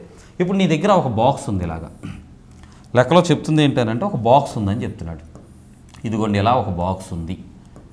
ఈ బాక్స్ లోపల మనం సిమెంట్ వేసాం. ఈ బాక్స్ లోపల ఏం చేసామనంటే సిమెంట్ ఫిల్ చేసాం. లెక్కలో చెప్తుంది ఏంటి అని అంటే లెంత్ అనేది 22 సెంటీమీటర్స్ ఉంది అని అంటున్నాడు. మీరు ఒకసారి గమనించండి, ఇది బయట వైపు 22 ఉందనంటే లోపల వైపు ఎంత ఉంటుంది అనేది అబ్జర్వ్ చేయాలి. ఎందుకు అని అంటే బాక్స్ యొక్క మందం, ఇదిగోండి ఇక్కడ మందాన్ని అంటే ఇలా తీసుకోవచ్చు మీరు. బాక్స్ యొక్క మందం చెక్క దేంతో తయారు చేశాడంటే 1 సెంటీమీటర్ మందం ఉన్న చెక్కతో తయారు చేశాడంట. అంటే ఇక్కడ కూడా 1 సెంటీమీటర్ వస్తుంది కదా ఈ మందం అనేది. సో కాబట్టి 22 సెంటీమీటర్స్లో లోపలికి వెళ్ళేటప్పటికి ఇక్కడ 1 సెంటీమీటర్ తగ్గిపోతుంది, ఇటు సైడ్ను కూడా 1 సెంటీమీటర్ తగ్గిపోతుంది. అంటే అప్పుడు అది ఏమవుతుంది, అల్టిమేట్గా ఇటు పక్కన కూడా 1 సెంటీమీటర్ తగ్గిపోతే ఇక్కడ కూడా 1 సెంటీమీటర్ తగ్గిపోతుంది. తగ్గితే లోపల సైడ్ చూస్తే అది 20నే ఉంటుంది. బయట అయితే 22, లోపలికి వెళ్ళేటప్పుడు 20 అయిపోతుంది. అలానే విడ్త్ గురించి కూడా లెక్కలో చెప్తున్నాడు. విడ్త్ ఎంత ఉందని అంటున్నాడు, 17 అంటున్నాడు. సో విడ్త్ అంటే ఇదిగోండి ఇది 17 ఉంది అంటున్నాడు. బయట 17 ఉందంటే లోపలికి వెళ్ళేటప్పటికి అది ఏమవుతుందండి, బయట 17 ఉన్నది లోపల 15 అయిపోతుంది. అలాగే హైట్ వచ్చేసి బయట 12 ఉంది అని అంటున్నాడు, బయట 12 ఉంది అంటున్నాడు. లోపలికి వెళ్ళిపోయేటప్పటికి అది ఏమవుతుంది అంటే 10 అవుతుంది. సో నువ్వు తీసుకోవాల్సిన మెజర్మెంట్స్ ఏంటి అని అంటే లోపల సైడ్ బాక్స్ యొక్క కెపాసిటీని క్యాలిక్యులేట్ చేయాలంటే 10, 15 అండ్ 20 ఈ 3 నెంబర్లు మాత్రమే తీసుకోవాలి. లోపల సైడ్ మెజర్మెంట్స్ తీసుకోవాలి. జనరల్గా ఆలోచించండి, ఇప్పుడు మీ దగ్గర ఒక చెక్ ఉందండి, దాన్ని ఏం చేస్తుంటే బయట కొలిచినప్పుడు 22 సెంటీమీటర్లు ఉంది. దాన్ని ఒక బాక్స్గా మలిచినప్పుడు ఇటుపక్క గోడ పోతుంది, ఇటుపక్క గోడ పోతుంది, అవునా కదా. మీరు రూమే తీసుకోండి, లోపల వైపు కొలతలు ఎలా ఉంటాయి, గోడలతో మనకు గోడలు లేకుండా లోపల వైపు క్యాలిక్యులేట్ చేస్తాము. ఇదే గదిని నువ్వు బయట నుంచి చూసామనుకోండి, విత్ వాల్స్తో కలిపేటప్పటికి ఇంకొక 2 మీటర్లు పెరిగిపోతుంది. వాల్స్ని యొక్క లెంత్ కూడా కలుస్తుంది. కాబట్టి ఇక్కడ వాల్ యొక్క లెంత్లు మనం తీసేస్తే 10, 15, 20 అని తెలుస్తుంది. సో వాల్యూమ్కి ఫార్ములా ఏంటి, volume is equals to length into breadth into height. Capacity కావాలి అని అంటే length into breadth into height తీసుకోవాలి. లెక్కలో చెప్పినటువంటి లెంత్ ఎంత అని అంటే మనం తీసుకున్నాం 20 అని, ఆ తర్వాత బ్రెడ్త్ వచ్చేసి 15 అని, ఆ తర్వాత హైట్ వచ్చేసి 10 అని తీసుకున్నాం. సో 20 × 15 × 10 వేద్దాం. చూడండి 2 × 5 ఎంత అవుతుందండి, 2 × 15 ఎంత అవుతుందండి 30. తర్వాత 2 zeros మనం వదిలేసాం కాబట్టి ఆ 2 zeros కూడా తీసుకుంటే 3000 క్యూబిక్ సెంటీమీటర్స్. డైరెక్ట్గా ఆన్సర్ వేయచ్చు. రైట్, అర్థమైందని అనుకుంటున్నాను. నెక్స్ట్ క్వశ్చన్ నెంబర్ 14 చూడండి. ఒక పరిభాషలో మదర్ను JRQKBUగా రాస్తే అదే పరిభాషలో ప్రిన్సిపల్ని ఎలా రాస్తారు, ఇది అడుగుతున్నటువంటి క్వశ్చన్. చాలా ఈజీ క్వశ్చన్ అండి, కోడింగ్ అండ్ డీకోడింగ్ సంబంధించి. ఒకసారి చూడండి, ఫస్ట్ లెటర్ ఏముందండి మనకి M అని ఉంది, ఇక్కడ ఫస్ట్ లెటర్ ఏముంది J ఉంది, M ప్లేస్లో ఏముంది J ఉంది. మీరు number corresponding letter corresponding number నేర్చుకున్నారనుకోండి, అంటే ఆల్ఫాబెట్ సిరీస్లో A అంటే 1, B అంటే 2, C అంటే 3, D అంటే 4 ఇట్లా మీరు కరస్పాండింగ్ నెంబర్స్ నేర్చుకున్నారనుకోండి, ఈ కోడింగ్ అండ్ డీకోడింగ్ అనేది చాలా ఈజీగా ఆన్సర్ చేయగలుగుతారు. ఒకసారి చూస్తే M అనేది 13 ఉంటుందండి ఆర్డర్లో చూస్తే, ఆల్ఫాబెటిక్ ఆర్డర్లో, అండ్ J అనేది 10 ఉంటుంది. అంటే ఏం జరిగింది, -3 అయింది ఫస్ట్ లెటర్కి. సెకండ్ లెటర్ని అబ్జర్వ్ చేద్దాం, O అని ఉంది, O అని అంటే 15 అండి, అండ్ ఇక్కడ వచ్చేటప్పటికి R ఉంది, R అని అంటే 18, అంటే 15 ఉన్నది 18 అయింది. అంటే ఏమైనట్టు, సెకండ్ నెంబర్ వచ్చేసేటప్పటికి +3 అయ్యింది. ఓకే, థర్డ్ నెంబర్ని ఒకసారి అబ్జర్వ్ చేద్దాం, T ఉంది, T అని అంటే 20 అండి, ఇక్కడ థర్డ్ లెటర్ వచ్చేసేటప్పటికి Q ఉంది, Q అంటే 17, మళ్ళీ ఏమైంది -3. సో ఇప్పుడు మీకు ప్యాటర్న్ అర్థమైపోయింది కదా. క్వశ్చన్లో ఇచ్చింది ఏంటంటే -3, +3, -3 ఈ సిరీస్లో ఇచ్చాడు. ఇప్పుడు మన క్వశ్చన్కి ఆన్సర్ చేద్దాం. మనల్ని అడిగింది ఏంటి, ప్రిన్సిపల్ అంటే మామూలుగా P అంటే 16 ఉంటుంది. ఫస్ట్ మీరు -3 చేయాలి కాబట్టి 16లోని -3 చేస్తే అది ఎంత వస్తుంది అని అంటే 13 వస్తుంది. సో ఫస్ట్ లెటర్ 13 అంటే M ఫస్ట్ లెటర్గా ఉన్నది. ఈ 3 ఆప్షన్స్ ఉన్నాయి, ఇది లేదు, వదిలేసేద్దాం. రెండోది వచ్చేటప్పటికి R అని అంటే 18, రెండో లెటర్కి వచ్చి మనం +3 చేయాలి కాబట్టి 18 + 3 చేసామనుకోండి, ఏమవుతుందండి అది 18 + 3 అంటే 21. సో 21 అంటే U రావాలి. సో M పక్కన U ఓన్లీ ఈ ఆప్షన్లో మాత్రమే ఉంది, మిగతా ఆప్షన్స్లో లేదు. కాబట్టి మన ఆన్సర్ ఆప్షన్ 3. అర్థమైందని అనుకుంటున్నాను. నెక్స్ట్ క్వశ్చన్కి వెళదాం. ఓకే, నెక్స్ట్ క్వశ్చన్ చూడండి. The HCF and LCM of 2 numbers are 3 and 2730 respectively. If one of the numbers is 78, find the other number. చూడండి, LCMకి HCFకి ఉన్నటువంటి రిలేషన్ ఏంటంటే ఏవైనా 2 నెంబర్స్ ఉన్నాయి అనుకోండి. ఫర్ ఎగ్జాంపుల్ ఏబి అని 2 నెంబర్స్ ఉన్నాయి. వీటికి మనం ఎల్సిఎంని అట్లానే హెచ్సిఎఫ్ని తీసుకొని ఆ రెండింటిని మల్టిప్లై చేస్తే ఎంత ఆన్సర్ అయితే వస్తుందో ఈ ఏ అనే నెంబర్ని బి అనే నెంబర్ని మల్టిప్లై చేసినా కూడా అంతే ఆన్సర్ వస్తుంది. ఇది బేస్ రూల్ ఎల్సిఎం అండ్ హెచ్సిఎఫ్లో. So LCM into HCF is equals to product of those 2 numbers. ఆ 2 నెంబర్లు మల్టిప్లై చేస్తే ఎంత ఆన్సర్ అయితే వస్తుందో అంతే వస్తుంది. ఇప్పుడు లెక్కలో ఏమని చెప్తున్నాడు అని అంటే హెచ్సిఎఫ్ 3 ఎల్సిఎం 2730, ఎల్సిఎం 2730 అంటున్నాడు, హెచ్సిఎఫ్ 3 అంటున్నాడు. ఈ రెండింటిని మల్టిప్లై చేస్తే మొదటి నెంబర్ లెక్కలో వాడే చెప్పేస్తున్నాడు ఏమని 78 అని చెప్తున్నాడు. నిన్ను క్యాలిక్యులేట్ చేయమంటుంది ఆ సెకండ్ నెంబర్ ఏంటి అని అంటున్నాడు. ఓకేనండి, ఒకసారి మీరు గమనిస్తే ఈ ప్రోడక్ట్లో మనకి మల్టిప్లై చేస్తే ఏమొచ్చిందండి, చివరిలో 0 వస్తుంది. 3 ఇంటూ 0 వేస్తే చివరిలో 0 రావాలి కదా. మరి ఈ ప్రోడక్ట్లో కూడా చివరిలో ఏం రావాలి, ఖచ్చితంగా 0 రావాలి. ఇక్కడ ఉన్న నెంబర్ ఏంటిది, ఈ 78 అనేది ఒక ఈవెన్ నెంబర్, సరి సంఖ్య. మరి సరి సంఖ్యకి పక్కన 0 రావాలంటే మినిమం 5తో మల్టిప్లై చేయాలి. ఇచ్చిన ఆప్షన్స్లో 5 ఎక్కడ ఉంది, దట్ ఈజ్ యువర్ ఆన్సర్. అయిపోయింది ఆన్సర్ అయితే. సరే, మల్టిప్లై కూడా చేసి చూద్దాం. మల్టిప్లై కూడా చేస్తే మనకి 78 ఇంటూ 2730 ఇంటూ 3. సో ఏం చేద్దాం అంటే ఫస్ట్ 3తో 78ని క్యాన్సిల్ చేద్దాం. 7లో అయితే 2 టైమ్స్ అండి. ఇంకా తర్వాత వచ్చేటప్పటికి 118లో మనకి 6 టైమ్స్ అంటే 26 పోతుంది. ఇప్పుడు 26తో క్యాన్సిల్ చేద్దాం. 27లో ఎన్నిసార్లు పోతుంది, 1 టైం, 1 రిమైండర్ 130. సో 0 5 టైమ్స్ పోతుంది. అనగా బి వాల్యూ ఎంత అని అంటే 105. బట్ ఏంటంటే ఎగ్జామ్లో మీరు మల్టిప్లికేషన్స్ చేయకండి. ఇందాక నేను చెప్పినట్టుగా అబ్జర్వ్ చేయండి. జస్ట్ ఇక్కడ 78 ఉంది, పక్కన బీని 78ని బీతో మల్టిప్లై చేస్తే చివరిలో 0 రావాలి. సో చివరిలో 0 రావాలంటే ఉన్న ఆప్షన్స్లో 5 ఏముంది, 5తో మల్టిప్లై చేస్తేనే 0 వచ్చింది. కాబట్టి 5 ఉన్నది మీరు ఆన్సర్ కింద తీసుకోవాలి. అర్థమైందని అనుకుంటున్నాను. నెక్స్ట్ క్వశ్చన్లోకి వెళ్దాం. Question number 16. ఏ అంటే 1 అంటున్నాడు అండి లెక్కలో. ఓఏఆర్ అని అంటే 34 అని అంటున్నాడు. ఏ అంటే 1 అన్నప్పుడు సాధారణంగా ఏముంటుందని అంటే కరస్పాండింగ్ నెంబర్స్ అని అనుకోవచ్చు. ఓఏఆర్ అవుతుందో లేదో చూద్దాం. ఓ అంటే 15 ప్లస్ ఏ అంటే 1 ప్లస్ ఆర్ అంటే 18. సో వీటిని యాడ్ చేస్తే ఎంత వస్తుందో చూద్దాం. 5 + 1 6 + 8 14, 1 క్యారీ, 1 + 1 2, 2 + 1 3. సో 34 సరిపోతుంది. అంటే వీటి లెక్కలో ఏం చేస్తున్నాడు అని అంటే ఆ లెటర్స్కి కరస్పాండింగ్ నెంబర్స్ తీసుకుని వాటిని యాడ్ చేస్తున్నాడు. ఇప్పుడు మనల్ని అడిగింది ఏంటి, ఆర్ఓఏఆర్ అని అంటున్నాడు. ఆర్ఓఏఆర్ అని అంటున్నాడు. ఇక చూడండి, ఓఏఆర్లో ఆల్రెడీ ఓఏఆర్ ఉంది, ఎడిషనల్గా ఏముందండి ఇక్కడ ఆర్ ఉంది. అంటే ఆర్ అని అంటే 18 కాబట్టి దీనికి ఇంకొక 18ని యాడ్ చేసేద్దాం. ఇంకొక 18ని యాడ్ చేస్తే 4 + 8 2 వస్తుంది. So answer 52. ఎందుకంటే 2 ఏం లేదు కదా ఇంకెక్కడ. సరే, వేస్తే మనకి ఇక్కడ 2 వచ్చింది అని అంటే ఎంత అవుతుందండి, 12, 3 + 4 + 1 5. So 52 answer. సింపుల్గా ఇలా చేసేయచ్చు. నెక్స్ట్ క్వశ్చన్లో చూద్దాం. చూడండి, if P travelled the first half of the journey at 40 km/h and remaining distance at 50 km/h, what is the average speed of his travel? So చూడండి, యావరేజ్ స్పీడ్ అనేది చాలా సర్వసాధారణమైన క్వశ్చన్ ఎగ్జామ్లో వచ్చేది. అయితే ఏంటంటే ఇచ్చిన నెంబర్స్ని బట్టి మనకు టైం ఎంత పడుతుంది అనేది తెలుస్తుంది.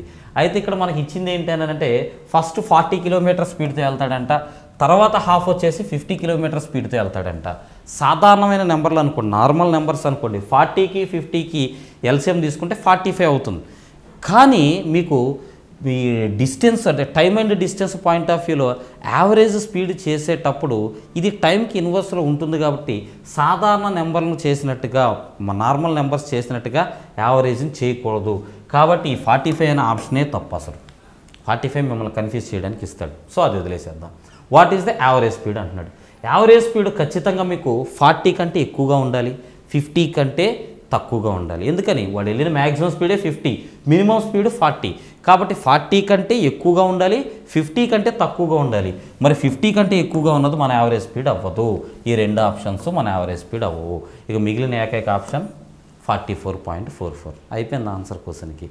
మరి ఎలా చేయాలి, చేయడానికి కూడా దీనికి చాలా ప్రొసీజర్స్ ఉన్నాయి. బట్ ఏంటి అని అంటే నేను మీకు బేసిక్గా 2 పద్ధతుల్లో చెప్పే ప్రయత్నం చేస్తాను. అంటే మామూలుగా మీకు షార్ట్ కట్టే 2 పద్ధతుల్లో చెప్పే ప్రయత్నం చేస్తాను. చూడండి, అతను ఇక్కడ బయలుదేరాడు, ఇక్కడ దాకా వెళ్ళాడు అని అనుకుందాం. దీన్ని 2 పార్ట్స్ చేసుకొని 2 పార్ట్లుగా జర్నీ చేస్తున్నాడు. ఫస్ట్ వచ్చేసి 40 km/h స్పీడ్తో వెళ్తున్నాడు ఫస్ట్. రెండో హాఫ్ వచ్చేసి 50 km/hలో వెళ్తున్నాడు. ఇప్పుడు నేనేం చేస్తానంటే ఫస్ట్ పార్ట్ కానీ సెకండ్ పార్ట్ కానీ ఇలా తీసుకోండి. ఫస్ట్ పార్ట్, సెకండ్ పార్ట్ రెండూ కూడాను 40, 50లో క్యాన్సిల్ అయ్యే నెంబర్ తీసుకుంటా. 40లోను 50లోను క్యాన్సిల్ అయ్యే నెంబర్ 200. సో కాబట్టి ఫస్ట్ హాఫ్ 200 కిలోమీటర్స్ అని, సెకండ్ హాఫ్ ఒక 200 కిలోమీటర్స్ అని అనుకుంటాను. అప్పుడు టోటల్ డిస్టెన్స్ ఎంత అవుతుందండి? 400 కిలోమీటర్స్. టోటల్ డిస్టెన్స్ ఎంత అవుతుందండి? 400 కిలోమీటర్స్ అవుతుంది. రైట్. అట్లానే ఇప్పుడు మీరు ఒకసారి అబ్జర్వ్ చేస్తే 200 కిలోమీటర్స్ ఒక గంటకి 40 కిలోమీటర్లు వెళ్తాడు, టైం ఎంత పడుతుంది? నువ్వు ఇప్పుడు 200 కిలోమీటర్స్ జర్నీ చేయాలి, గంటకి 40 కిలోమీటర్లు వెళ్ళిపోతావు, అవునా కదా? మరి టైం ఎంత పడుతుంది అంటే 200/40 వేస్తాము, 5 అవర్స్ టైం పడుతుంది. అదే సెకండ్ హాఫ్లో వచ్చేసేటప్పటికి 200 కిలోమీటర్స్ జర్నీ చేయాలి, గంటకి 50 కిలోమీటర్లు వెళ్తాము, ఎంత టైం పడుతుంది అంటే 4 అవర్స్ టైం పడుతుంది. సో మొత్తం టైం ఎంత అంటే 9 అవర్స్ టైం పడుతుంది. మొత్తం చేసిన జర్నీ అంతా 400/9. టోటల్ డిస్టెన్స్ బై టైం వేస్తే మీకు స్పీడ్ వస్తుంది, అదే యావరేజ్ స్పీడ్. సో 9 ఎన్నిసార్లు క్యాన్సిల్ అవుతుంది? 40లో 4 టైమ్స్ ఎంత అవుతుందండి? మళ్ళీ 4 మిగులుతుంది 40, మళ్ళీ 4 టైమ్స్, ఈసారి మళ్ళీ 4 పోతుంది, 4లో పోదు కాబట్టి పాయింట్ పెట్టుకుంటాం 40, 0.44 kilometres per hour. That is your average speed. So 44.44, అదే మనకు ఆన్సర్ వచ్చింది. సో ఇది జనరల్ ప్రొసీజర్. ఈ ప్రొసీజర్లో కనుక మీరు చేస్తే ఎట్లాంటి నెంబర్లు ఇచ్చినా ఆన్సర్లు అయితే వస్తాయి. అండ్ రెండోది వచ్చేసి మీలో చాలామందికి తెలిసి ఉండొచ్చు, యావరేజ్ స్పీడ్కి మనకు ఒక ఫార్ములా ఉంది, average speed. So average speed formula ఏంటి అని అంటే వెన్ డిస్టెన్స్ ఈజ్ ఈక్వల్, అది ఇంపార్టెంట్. డిస్టెన్స్ ఈక్వల్గా ఉన్నప్పుడు యావరేజ్ స్పీడ్కి ఫార్ములా ఏంటంటే 2xy/x + y. ఇది యావరేజ్ స్పీడ్ యొక్క ఫార్ములా. ఎక్స్ అని అంటే ఫస్ట్ స్పీడ్, వై అని అంటే సెకండ్ స్పీడ్. సో వాటిని ఇంప్లిమెంట్ చేసామనుకోండి మనం, 2 ఇంటూ ఫస్ట్ స్పీడ్ ఎంత అని లెక్కలో చెప్పింది 40 ఇంటూ సెకండ్ స్పీడ్ 50/40 + 50 90 అవుతుంది. ఒక జీరోని ఇక్కడ జీరోతో క్యాన్సిల్ చేద్దాం. 2 ఇంటూ 4 ఇంటూ 5 చూడండి ఎంత అవుతుంది? మళ్ళీ మనకి ఇందాకలాగా 400 వస్తుంది /9. 400/9 వేస్తే 44.44. That is your answer. Okay. So ఈ ప్రొసీజర్ అంటే ఈ ఫార్ములాలో కూడా చేయొచ్చు. బట్ నా సజెషన్ అయితే ఇలా అలవాటు చేసుకోండి. ఎందుకని అంటే యావరేజ్ స్పీడే కదంటే బాగుంది కదా అని అనుకోవచ్చు మీరు. డిస్టెన్స్ ఈక్వల్గా లేకపోయినా మెథడ్లో మీరు ఆన్సర్ చేయొచ్చు. అంటే ఇప్పుడు ఒకటి జర్నీ చేశాడు, ఈ జర్నీలో 2 పార్ట్స్ ఏమో 40 km/hతో, 3 పార్ట్స్ ఏమో 50 km/hతో అన్నాడు అనుకోండి, అప్పుడు ఈ మెథడ్ ఫెయిల్ అవుతుంది, ఈ ఫార్ములా ఫెయిల్ అవుతుంది. బట్ ఈ మెథడ్లో మీరు ఆన్సర్ అయితే చేయొచ్చు. కాబట్టి ఇలా అలవాటు చేసుకోండి. రైట్. నెక్స్ట్ క్వశ్చన్లోకి వెళదాం. Question number 18. Find the LCM of 15, 25, 29. సాధారణమైన క్వశ్చన్. ఎల్సిఎం అడిగాడు 3 నెంబర్స్కి. ఏంటి ఆ నెంబర్స్? 15 ఒకటి, 25 ఒకటి అండ్ 29 ఒకటి. ఎల్సిఎం చేసేటప్పుడు జనరల్గా మీరు చేయాల్సింది ఏంటనంటే కామన్గా పోయే నెంబర్ ఏమైనా ఉందా ఫస్ట్ చూడండి. ఈ రెండిట్లోనైతే కనుక మీకు 5 క్యాన్సిల్ అవుతుంది. ఏం క్యాన్సిల్ అవుతుంది? 5. 15 ఎన్నిసార్లు? 3 టైమ్స్. 25లో ఎన్నిసార్లు? 5 టైమ్స్. ఇంకేమైనా క్యాన్సిల్ అవుతుందా? అవ్వట్లా. 29 అనేది డైరెక్ట్గా ప్రైమ్ నెంబర్, సో దాన్ని అలాగా మల్టిప్లై చేయడమే మనకి. సరే చూడండి, 5 ఇంటూ 3 15, 15 ఇంటూ 5 75, 75 ఇంటూ 29. సో మనం చేయాల్సింది ఏంటంటే 75 ఇంటూ 29. 75ని 3 టైమ్స్ కంటే కొంచెం తక్కువగా ఉంది. సో 75ని కనుక మనం 3 టైమ్స్ తీసుకుంటే ఎంత అవుతుందండి? 3 టైమ్స్ కనుక 75ని మనం తీసుకుంటే చూడండి ఎంత అవుతుంది? 2 టైమ్స్ అయితే కనుక మనకి 150, సో 215 అవుతుంది. అంటే 2150 కంటే తక్కువ ఉండాలి, దట్టు 75 ఉండాలి. ఏముందండి? ఇదే ఆన్సర్ మనకి. 2150 కంటే తక్కువ. ఒక్క నిమిషం అండి, 2150 అయినా వచ్చేది. 75 ఇంటూ 3 టైమ్స్ తీసుకుందాం. 2 టైమ్స్ 150 ప్లస్ 225, సారీ 225 అండి. 2250 కంటే తక్కువగా ఉండాలి. 2250 కంటే తక్కువగా ఉండాలి. ఎంత తక్కువగా ఉండాలంటే ఇప్పుడు నేను వేసిన ఈ మల్టిప్లికేషన్ ఏంటిది? 30 టైమ్స్ ఆఫ్ 75 వేసాను నేను. కానీ లెక్కలో ఉన్నది 30 టైమ్స్ కాదు, ఓన్లీ 29 టైమ్స్ అంటున్నాడు. కాబట్టి 1 టైమ్ 75ని తీసేద్దాం. తీసేస్తే దీంట్లో 2175 ఉంటుంది. That is your answer. Right. Next క్వశ్చన్లోకి వెళదాం. Next question. If plus means into, minus means divided by, into means plus and divided by means minus, compute the following expression. So ఇప్పుడు ఏమంటున్నాడంటే మనకి ఇచ్చినటువంటి ఈ ప్లస్, ఇంటూ, డివైడెడ్ బై ఈ సింబల్స్ని మార్చేసి answer ఎంత వస్తుందో క్యాలిక్యులేట్ చేయండి అంటున్నాడు. రైట్. ఫస్ట్ 17 తీసుకుందాం. ప్లస్ అని ఉంది, ప్లస్ ప్లేస్లో ఏమి ఉపయోగించమంటున్నాడు? ఇంటూ ఉపయోగించమంటున్నాడు. సో 17 ఇంటూ 6 ఉంది, 6 రాసేసాం. తర్వాత ఇంటూ ఉంది, ఇంటూ మీన్స్ ప్లస్ అంటున్నాడు, సో ఇంటూ ప్లేస్లో ప్లస్ పెడదాం. తర్వాత ఏముందండి 13 ఉంది, 13. ఆ తర్వాత డివైడెడ్ బై ఉంది, డివైడెడ్ బై మీన్స్ మైనస్ అంటున్నాడు, సో -8. సో ఇలాంటి ఎక్స్ప్రెషన్స్ మనం సాల్వ్ చేసేటప్పుడు ఫస్ట్ బాడ్మాస్ రూల్ని ఫాలో అప్ అవ్వాలి. సో బాడ్మాస్ రూల్ ప్రకారం ఫస్ట్ ఏం చేయాలంటే ఈ రెండింటిని మల్టిప్లై చేయాలి. రెండింటిని మల్టిప్లై చేసామనుకోండి 7 × 6 ఏమవుతుందండి 42, చివరిలో 2 వస్తుంది. ఆ తర్వాత 13లో నుంచి 8ని లెస్ చేద్దాం. 13లో నుంచి 8ని లెస్ చేసేసామనుకోండి ఇక్కడ మనకి ఎంత మిగులుతుందండి, 13లో నుంచి 8 పోతే 5 ఉంటుంది. సో 2 + 5 ఏమొచ్చుద్దండి, చివరిలో 7 వస్తుంది. చివరిలో 7 ఉన్నది 107. That is your answer. Right, next క్వశ్చన్లోకి వెళదాం. ఈ క్రింది వాన్లో ఏది ఇచ్చిన నియమానుసారంగా ఉన్నది? చూడండి, చాలా చాలా ఏమంటారు దాన్ని, ఇంట్రెస్టింగ్గా ఉండేటువంటి క్వశ్చన్ ఇది. జాగ్రత్తగా చూడండి. ప్రతి దాంట్లోనూ 3/8, 19/73, 29/47, 17/39 ఇలా నెంబర్స్ ఇచ్చాడు. అయితే ఏది కరెక్ట్గా ఉంది అని అంటున్నాడు. ఏది కరెక్ట్గా ఉందని ఎట్లా తెలుస్తుంది అంటే ఆర్డర్ కరెక్ట్గా ఉందా లేదని ఒకసారి అబ్జర్వ్ చేద్దాం. 3/8 is less than 19/73 less than 29/47 less than 17/39 less than అని ఉంది. ఓకే, ఇప్పుడు డైరెక్ట్గా ఆన్సర్ ఎట్లా ఇయ్యాలో ఎలా ఇయ్యాలో అనే దానికి నేను ఒక చిన్న షార్ట్ కట్ చెప్పే ప్రయత్నం చేస్తాను. జాగ్రత్తగా అవసరమైతే నోట్స్లో రాసి పెట్టుకోండి. నెంబర్స్ ఎప్పుడైనా సరే మీకు ఫ్రాక్షన్గా ఉండేటువంటి నెంబర్స్ న్యూమరేటర్కి డినామినేటర్కి డిఫరెన్స్ ఏదైతే ఉంటుందో ఆ డిఫరెన్స్ ఎంత తక్కువగా ఉంటే అంత పెద్ద నెంబర్స్ అని అర్థం. అవి చాలా పెద్ద నెంబర్స్ అని అర్థం. ఉదాహరణకి చెప్తున్నాను నేను మీకు. ఇప్పుడు 2/3 అని ఒక నెంబర్ ఉంది. ఓకే, రెండింటి మధ్య డిఫరెన్స్ ఎంత 1. అట్లానే మీకు 2/7 అని ఇంకొక నెంబర్ ఉందనుకోండి. ఇక్కడ డిఫరెన్స్ ఎంత 5. సో రెండిట్లో ఏది పెద్ద నెంబర్ అని అంటే డిఫరెన్స్ తక్కువగా ఉన్నదే పెద్ద నెంబర్, అండ్ డిఫరెన్స్ ఎక్కువగా ఉన్నది చిన్న నెంబర్ అవుతుంది. గమనించండి. సో మరి ఇప్పుడు దీన్ని బేస్ చేసుకొని కనుక మనం ఆన్సర్ చేసే ప్రయత్నం చేస్తే ఇది ఇప్పుడు లెక్కలో చెప్పిన దాని ప్రకారం ఏం అవ్వాలి, ఇది చిన్న నెంబర్ అవ్వాలి. 3/8 లెస్ దాన్ 19/73. ఓకే, 3/8 అనేది చిన్నదేనా? ఇక్కడ ఒకసారి మీరు అబ్జర్వ్ చేస్తే ఈ రెండింటి మధ్య డిఫరెన్స్ 5 ఉంది, ఈ రెండింటి మధ్య డిఫరెన్స్ చాలా ఎక్కువగా ఉంది. సో డిఫరెన్స్తో పాటుగా పాయింట్ నెంబర్ 2 గుర్తుపెట్టుకోండి. హౌ మెనీ టైమ్స్ అనేది క్యాలిక్యులేట్ చేయాలి అంటే ఎలాగో చెప్తాను చూడండి. 3ని డబల్ చేస్తే 6, ట్రిపుల్ చేస్తే 9. సో 3 టైమ్స్కి దగ్గరగా ఉంది. అంటే న్యూమరేటర్ ఒక పార్ట్ ఉంటే డినామినేటర్ 3 పార్ట్స్ సుమారుగా ఉంది. ఇక్కడ గమనిస్తే 1973లో న్యూమరేటర్ ఒక పార్ట్ ఉందనుకోండి అప్రాక్సిమేట్గా.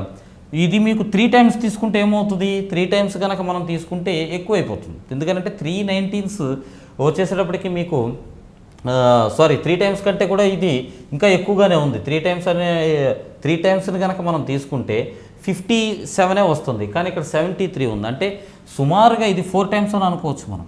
ఎందుకంటే 4 టైమ్స్ అనుకోండి 76 అవుతుంది. సో సుమారుగా 4 టైమ్స్ అని ఉండొచ్చు. ఇప్పుడు ఈ రెండిట్లో ఏది పెద్ద నెంబరు?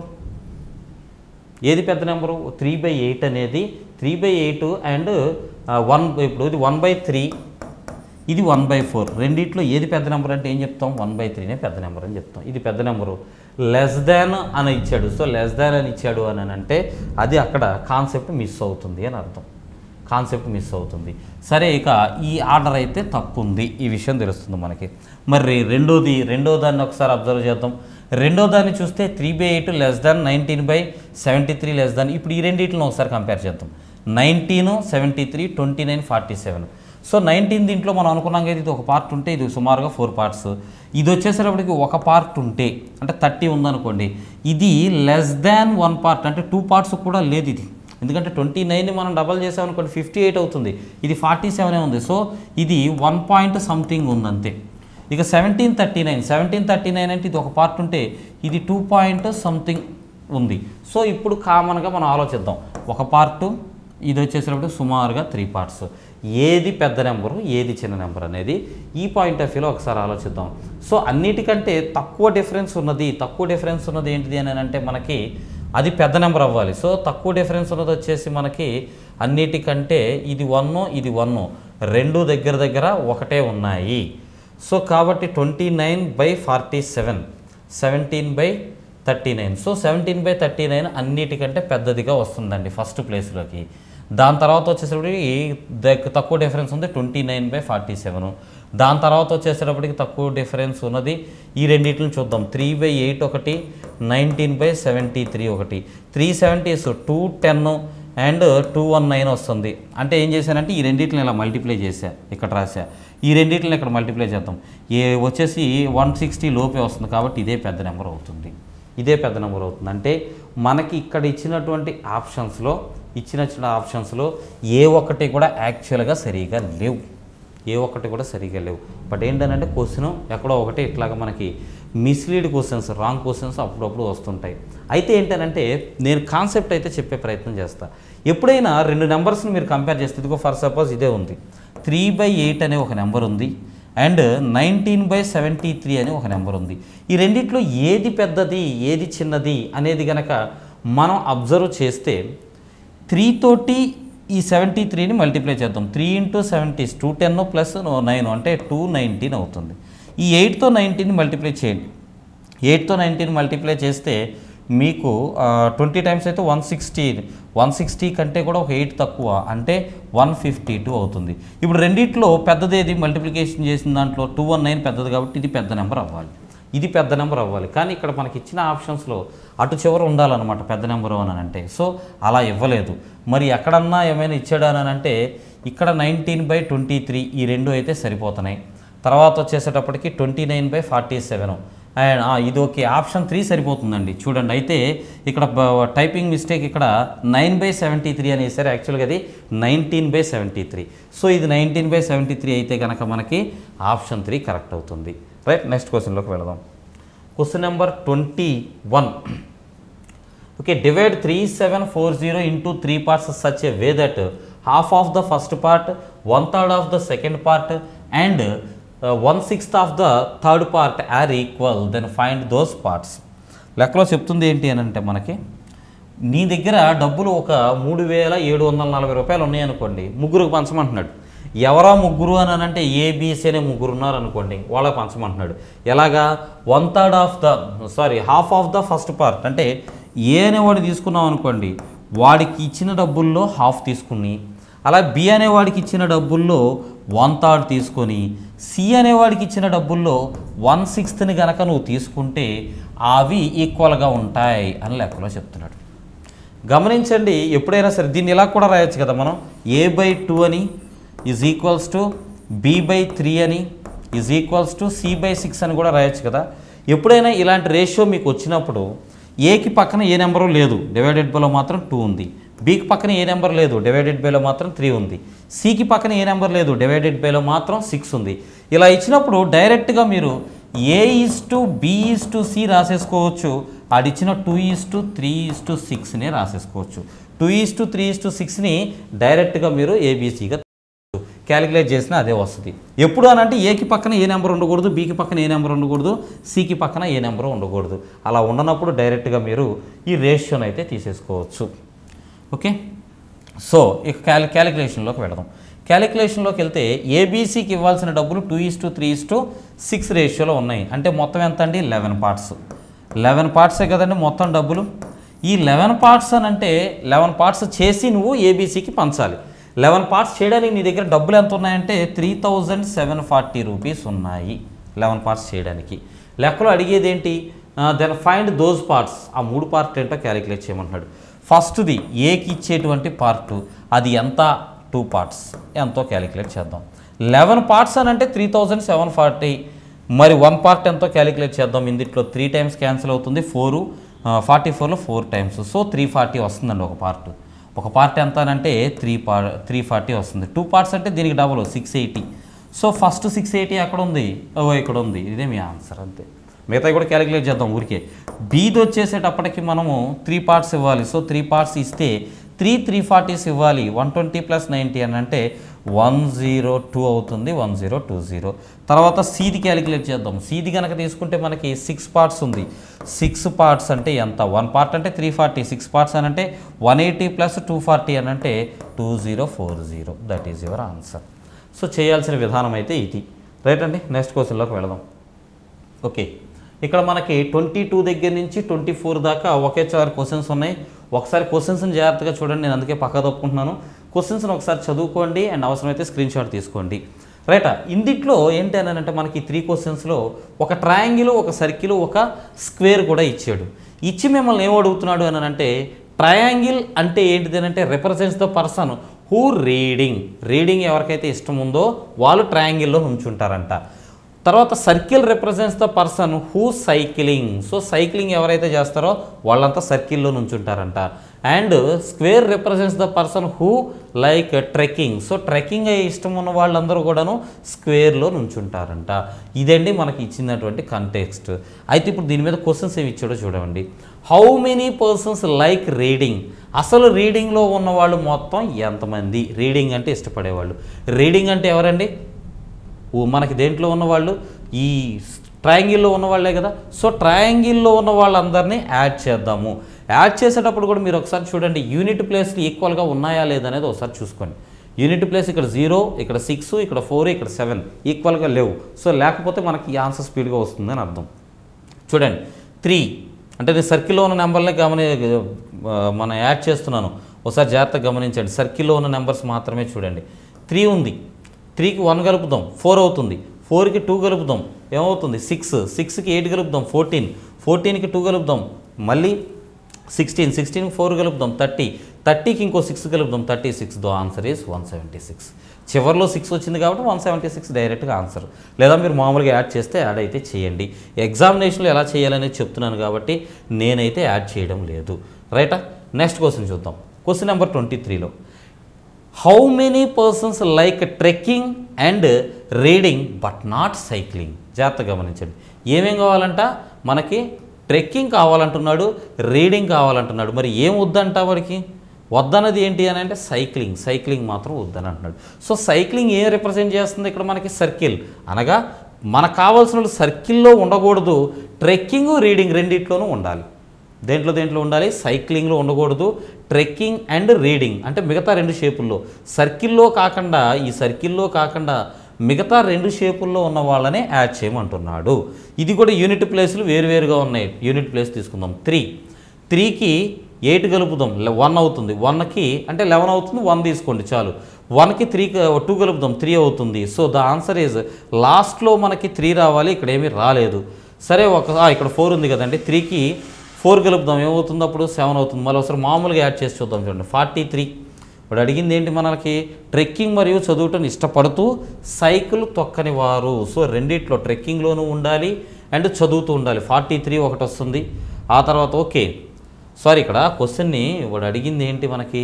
2 ఉండాలంటున్నాడు. అండ్ అనేది యూజ్ చేశాడు కాబట్టి 2 ఉండాలి అని అంటున్నాడు కాబట్టి ట్రెక్కింగ్లోనూ రీడింగ్లోనూ రెండిట్లోనూ అంటే ట్రయాంగిల్లోనూ ఉండాలి, స్క్వేర్లోనూ ఉండాలి. రెండిట్లోనూ ఉండి సర్కిల్లో ఉండని వాళ్ళు వీళ్ళు ఒక్కళ్ళే వస్తారండి. 28 ఒక్కళ్ళే వస్తారు. ఎందుకంటే వాడు చెప్పింది మనకి ట్రెక్కింగ్ ఆర్ అని ఇచ్చాడు అనుకోండి, ఒకవేళ పొరపాటున ఇక్కడ ఓఆర్ ఆర్ అని ఇచ్చాడు అనుకోండి, అప్పుడు అన్నిటిని యాడ్ చేయాలి. నేను ఆ పాయింట్ ఆఫ్ వ్యూలో వెళ్ళాను. అయితే అండ్ అని ఇచ్చాడు అంటే రెండిట్లోనూ ఉండాలి, మనకి ట్రయాంగిల్లోనూ ఉండాలి, స్క్వేర్లోనూ ఉండాలి, బట్ సర్కిల్లో ఉండకూడదు అని అంటున్నాడు. సో ట్రయాంగిల్లోనూ స్క్వేర్లోనూ ఉంటూ సర్కిల్లో ఉండదు ఎవరు అని అంటే ఈ 28. కాబట్టి డైరెక్ట్గా ఆన్సర్ 28. నెక్స్ట్ క్వశ్చన్ నెంబర్ 24 చూద్దాం. చూడండి. How many persons like reading and cycling but not trekking. ఇది కూడా అలాంటిదే. ఏమేమి చేయాలంట? రీడింగ్ ఉండాలంట, అండ్ ఇచ్చాడు. సో సైక్లింగ్ అంటే రెండిట్లోనూ ఉండాలి, ట్రెక్కింగ్లో ఉండకూడదు. ట్రెక్కింగ్ ఏంటిదండి మనకి ఇక్కడ? స్క్వేర్లో ఉండకూడదు. అడుగుతున్నది ఏంటంటే మనల్ని స్క్వేర్లో ఉండకూడదు అని అంట, మిగతా 2 షేపుల్లో ఉండాలంటున్నాడు.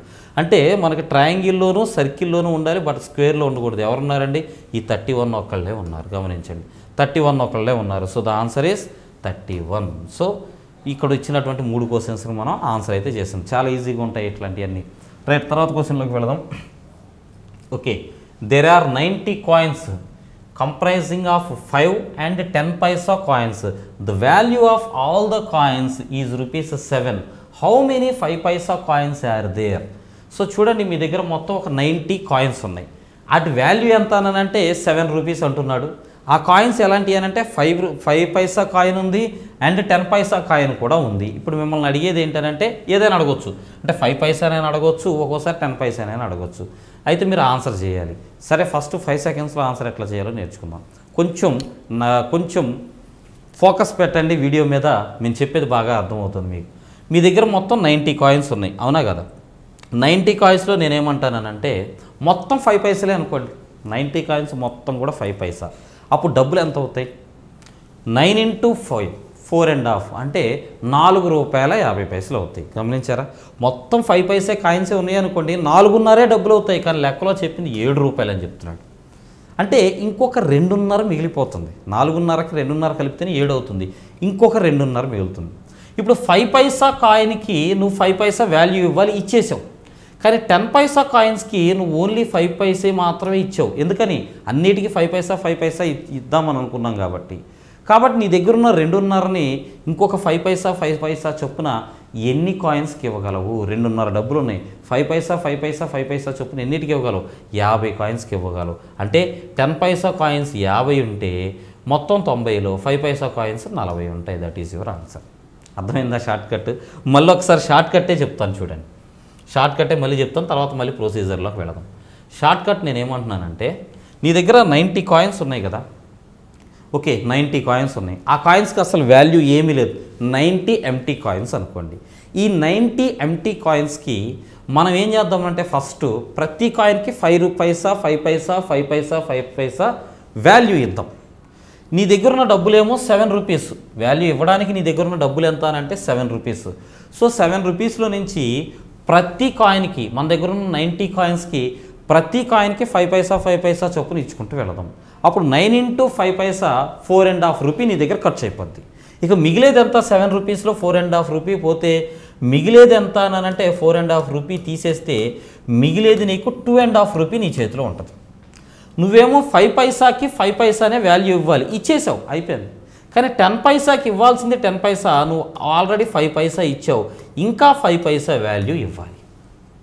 నీ దగ్గర డబ్బులు ఎంత మిగిలాయి? ₹2.5. ఎన్ని?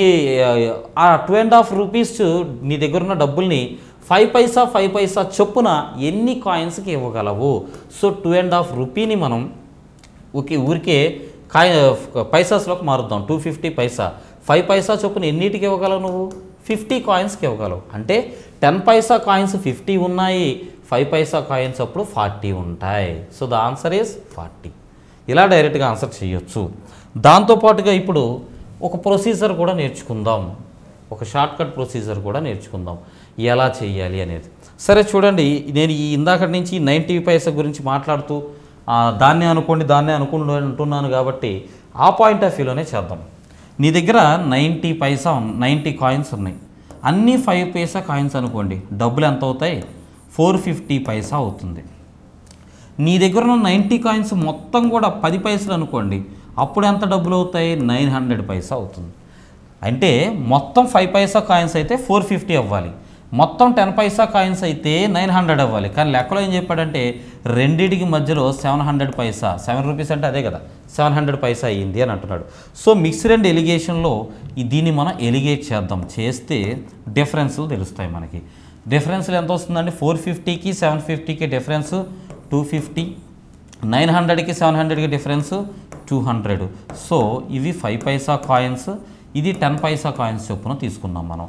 సో డిఫరెన్స్లో ఇక్కడ మనకు 15 క్యాన్సిల్ చేస్తే దీంట్లో 5 టైమ్స్, దీంట్లో అయితే 4 టైమ్స్. అంటే మొత్తం 5 పైసా కాయిన్స్ ఏమో 4 పార్ట్స్ ఉంటే 10 పైసా కాయిన్స్ 5 పార్ట్స్ ఉంటాయి అనే విషయం తెలుస్తుంది. మొత్తం 9 పార్ట్స్ అండి.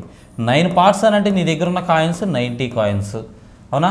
మరి 5 పైసా కాయిన్స్ 4 పార్ట్స్ ఉంది, 4 parts 40 coins. That is your answer. Okay, mixed and alligation ప్రొసీజర్లో చేస్తే ఇట్లా ఆన్సర్ చేయొచ్చు. నెక్స్ట్ క్వశ్చన్లోకి వెళదాం. Right, question number 25. Given below statement. So statements and conclusions మళ్ళీ వచ్చాయి, ఒకసారి చూద్దాం. చూడండి, success cannot be achieved without hard work. So hard work చేయకుండా మీకు విజయం అనేది, శ్రమ పడకుండా విజయం అనేది రాదు అని చెప్తున్నాడు. కన్క్లూజన్స్ చూడండి, every hard working person is successful. అంటే కష్టపడే ప్రతి ఓడు సక్సెస్ అయినట్టే. రెండోది, every successful person is hard working. So success అయినోడు కష్టపడ్డట్టే, ఇది ఒప్పుకోవాలి మనం. ఎందుకని మనకు చెప్తుంది ఏంటి? ఎవడైనా సక్సెస్ అవ్వాలంటే కష్టపడాలి అని అంటున్నాడు, అవునా కదా? సో కష్టపడ్డ ప్రతివాడికి సక్సెస్ వస్తుందా అంటే అది మనం చెప్పలేము. కానీ సక్సెస్ వచ్చిన ప్రతివాడు కష్టపడ్డాడు, ఇది మనం యాక్సెప్ట్ చేసి తీరాలి. కాబట్టి conclusion 2 follows. So only conclusion 2 follows ఇక్కడ మీకు ఆన్సర్ అవుతుంది. నెక్స్ట్ క్వశ్చన్లోకి వెళదాం. Question number 27. ఓకే, ఇక్కడ చూడండి, ఈ క్రింది సంఖ్యలకు బాహుళకం కనుగొనండి. Find the mode of the following number. బాహుళకము అని అంటే మీరు చిన్నప్పుడు స్టాటిస్టిక్స్ నేర్చుకుని ఉంటారు. దాంట్లో 3 పార్ట్స్ ఉంటాయి. ఒకటి మీన్, రెండోది median and third one mode. అంటే మీకు మధ్యగత సగటు, అంకమధ్యమము అని అంటాం దాన్ని. అంకమధ్యమము, మధ్యగతము మరియు బాహుళకం అని ఉంటుంది తెలుగులో. సో బాహుళకం అని అంటే అర్థం ఏంటి అని అంటే, మోడ్ అని అర్థం ఏంటి అని అంటే ఇచ్చిన డేటాలో ఎక్కువసార్లు రిపీట్ అయిన నెంబర్ ఏంటిదో ఫైండ్ అవుట్ చేయడం. అదే ఆ ఇచ్చినటువంటి డేటాకి మనకి మోడ్, బాహుళకం అవుతుంది. సో ఎక్కువసార్లు రిపీట్ అయ్యింది ఏముందో చూడండి. ఓకే, 55 2 సార్లు వచ్చింది, 1 2 3 సార్లు వచ్చింది. 53 చూడండి, 53 1 టైం వచ్చింది, 1 టైం వచ్చింది. ఇంకేమైనా నెంబర్స్ 54 1 టైం వచ్చింది, 54 1 టైం, అంటే 2 టైమ్సే వచ్చినాయి. సో నెంబర్ ఎక్కువ టైమ్స్ రిపీట్ అయ్యింది ఏంటి అని అంటే మనకి 55 అండి. So the answer is 55. Number of times 3 times repeat అయ్యింది కాబట్టి. అంతే, ఎక్కువసార్లు రిపీట్ అయిన నెంబర్ ఏదో తీసుకుంటాము అదే మోడ్ అవుతుంది. తర్వాత క్వశ్చన్లోకి వెళదాం. ఓకే, ఇక్కడ క్వశ్చన్ వచ్చేసేపటికి 6 ప్లాట్లు ఒకే అంతస్తులో కలవు. వాటిలో 3 ఉత్తర దిక్కుకు, మిగిలినవి ఇంగ్లీష్లో చూద్దాం చూడండి. Here are 6 plots on a floor in 2 rows. Out of these 3 are north facing and other 3 are south facing. అంటే మొత్తం 6 ప్లాట్స్ ఉన్నాయి. 3 ఏమో నార్త్ ఫేసింగ్ అయ్యి ఉంటే ఇంకొక 3 వచ్చేసేటప్పటికి సౌత్కి ఫేస్ అయ్యి ఉన్నాయి అని చెప్తున్నాడు. The plots are to be allotted ఎవరెవరికంటే అర్జును. అంటే వీడు మనకి ఇవ్వడం కూడా ఎలా ఇచ్చారు చూడండి.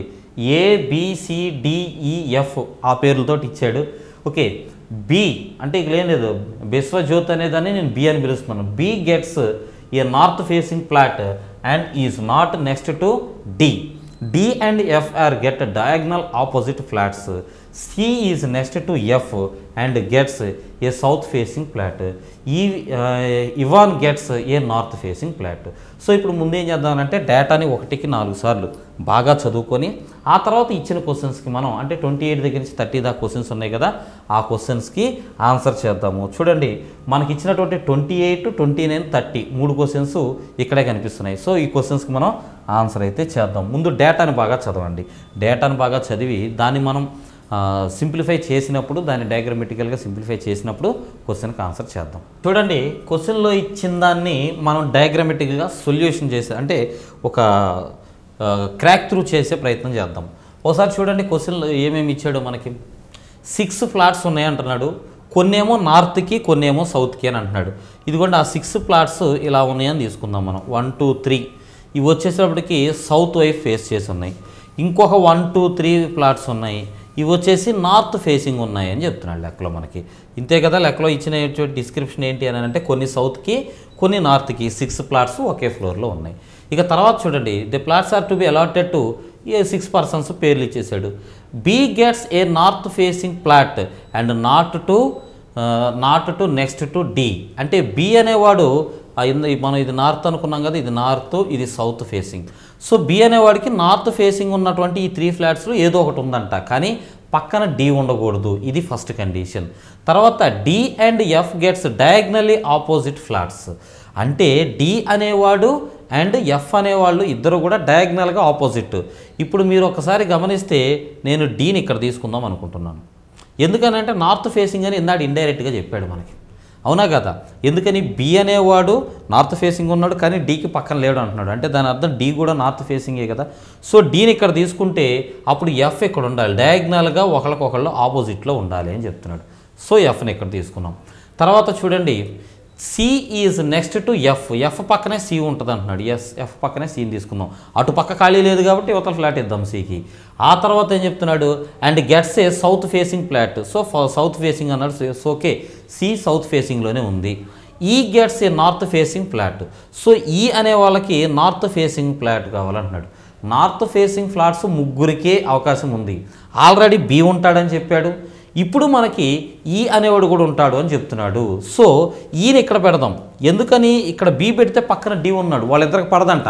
ఒకళ్ళు వైఎస్ఆర్సీపీ, ఇంకొకరు టీడీపీ. సో వాళ్ళిద్దరు పక్క పక్కన ఉండకూడదు. కాబట్టి ఏం చేద్దామని అంటే డి పక్కన ఈని పెట్టి బీని ఇక్కడ ఉన్నటువంటి ఖాళీలో పెడదాం. వీడికి మన కండిషన్ ఏంటి, నార్త్ ఫేసింగ్ ఉండాలి, ఉన్నాడు. డి పక్కన ఉండకూడదు, లేడు, గొడవ లేదు. ఇక మిగిలిన వాళ్ళు ఎవరండి, 6 పర్సన్స్లో ఏబిసిడిల్లో ఏ రాలేదు పాపం. సో ఏ అనేవాడు ఇక్కడ ఉన్నాడు అని అర్థం. సో మనమైతే అన్ని రూల్స్ని ఫుల్ఫిల్ చేసాం. మీకు ఎప్పుడైనా ఇలాంటిది సాల్వ్ చేసినప్పుడు కరెక్టా కాదని మీకు డౌట్ వచ్చిందనుకోండి, పక్కనోడు ఇంకా తొంగి చూడకండి, వాడు చేసింది మీరు చేసింది ఒకటేనా కాదని. కండిషన్స్ ఏమున్నాయో ఆ కండిషన్స్ ఒకసారి చెక్ చేసుకోండి. కండిషన్స్ ప్రకారం మీ డయాగ్రామ్ ఉందా లేదనేది అబ్జర్వ్ చేయండి. ఏంటి కండిషన్స్ చూడండి. Condition B gets a north facing plot, బీకి నార్త్ ఫేసింగ్ ప్లాట్ ఉంది, సరిపోయింది. And is not next to D, so D పక్కన లేడు, ఎస్ లేడు, సో ఫస్ట్ కండిషన్ ఫుల్ఫిల్డ్. రెండో కండిషన్ చూడండి, D and F gets diagonally opposite flats, so డయాగ్నల్గా ఆపోజిట్లో ఉన్నారు డి అండ్ ఎఫ్, రెండో కండిషన్ కూడా ఫుల్ఫిల్డ్. తర్వాత ఏమి ఇచ్చాడు చూడండి, C is next to F, C అనేది ఎఫ్కి పక్కన ఉండాలి, ఎస్ ఉంది. And gets a south facing plot, yes south facing ప్లాట్లో ఉంది, సో థర్డ్ కండిషన్ ఫుల్ఫిల్డ్. తర్వాత ఏమి ఇచ్చాడు చూడండి, E gets a north facing plot, so ఈకి నార్త్ ఫేసింగ్ ప్లాట్ ఇచ్చాం, సో అన్ని కండిషన్స్ ఫుల్ఫిల్డ్. అంటే మనం చేసిన ఈ డయాగ్రామ్ కరెక్టే అని మీకు మీరు ముద్ర వేసుకోవచ్చు. ఇక ఇప్పుడు క్వశ్చన్స్ ఏముంది, ఫటాఫట ఆన్సర్ చేయొచ్చు. ఫస్ట్ క్వశ్చన్ కాస్త మీరు జాగ్రత్తగా చూడండి, మీకు అన్నీ ఒకే దగ్గర చూపించాలని చెప్పేసి క్వశ్చన్స్ కూడా నేను చిన్నవి చేసి ఇక్కడే పెట్టాను. ఒకసారి చూస్తే 28th question, except D and F which other pair diagonally opposite to each other, అంటే డిఎఫ్ కాకుండా వేరే ఏ పేరు ఉన్నారు అని అడుగుతున్నాడు డయాగ్నల్గా. చూడండి, డిఎఫ్ ఒక డయాగ్నల్గా ఉన్నారు, వీళ్ళు కాకుండా వేరే పేరు ఏంటంటున్నాడు, ఏబీనే కదండి ఉంది, సో ఏబీ తీసుకోవాలి. అంటే అరుణ్ అండ్ ఎవరైతే బిశ్వజ్యోత్. సో ఫస్ట్ క్వశ్చన్కి ఆన్సర్ 28 క్వశ్చన్కి ఫస్ట్ ఆప్షన్ ఆన్సర్. 29 క్వశ్చన్ చూద్దాం. Which of the following pairs is exactly opposite to each other. So opposite to each other ఇచ్చిన 4 ఆప్షన్స్లో ఎవరున్నారో చూడండి. డి అండ్ ఈ ఫస్ట్ది, సో డిఈ ఆపోజిట్లో ఉన్నారా, లేరు. తర్వాత ఎఫ్సి ఆపోజిట్లో ఉన్నారా, లేరు.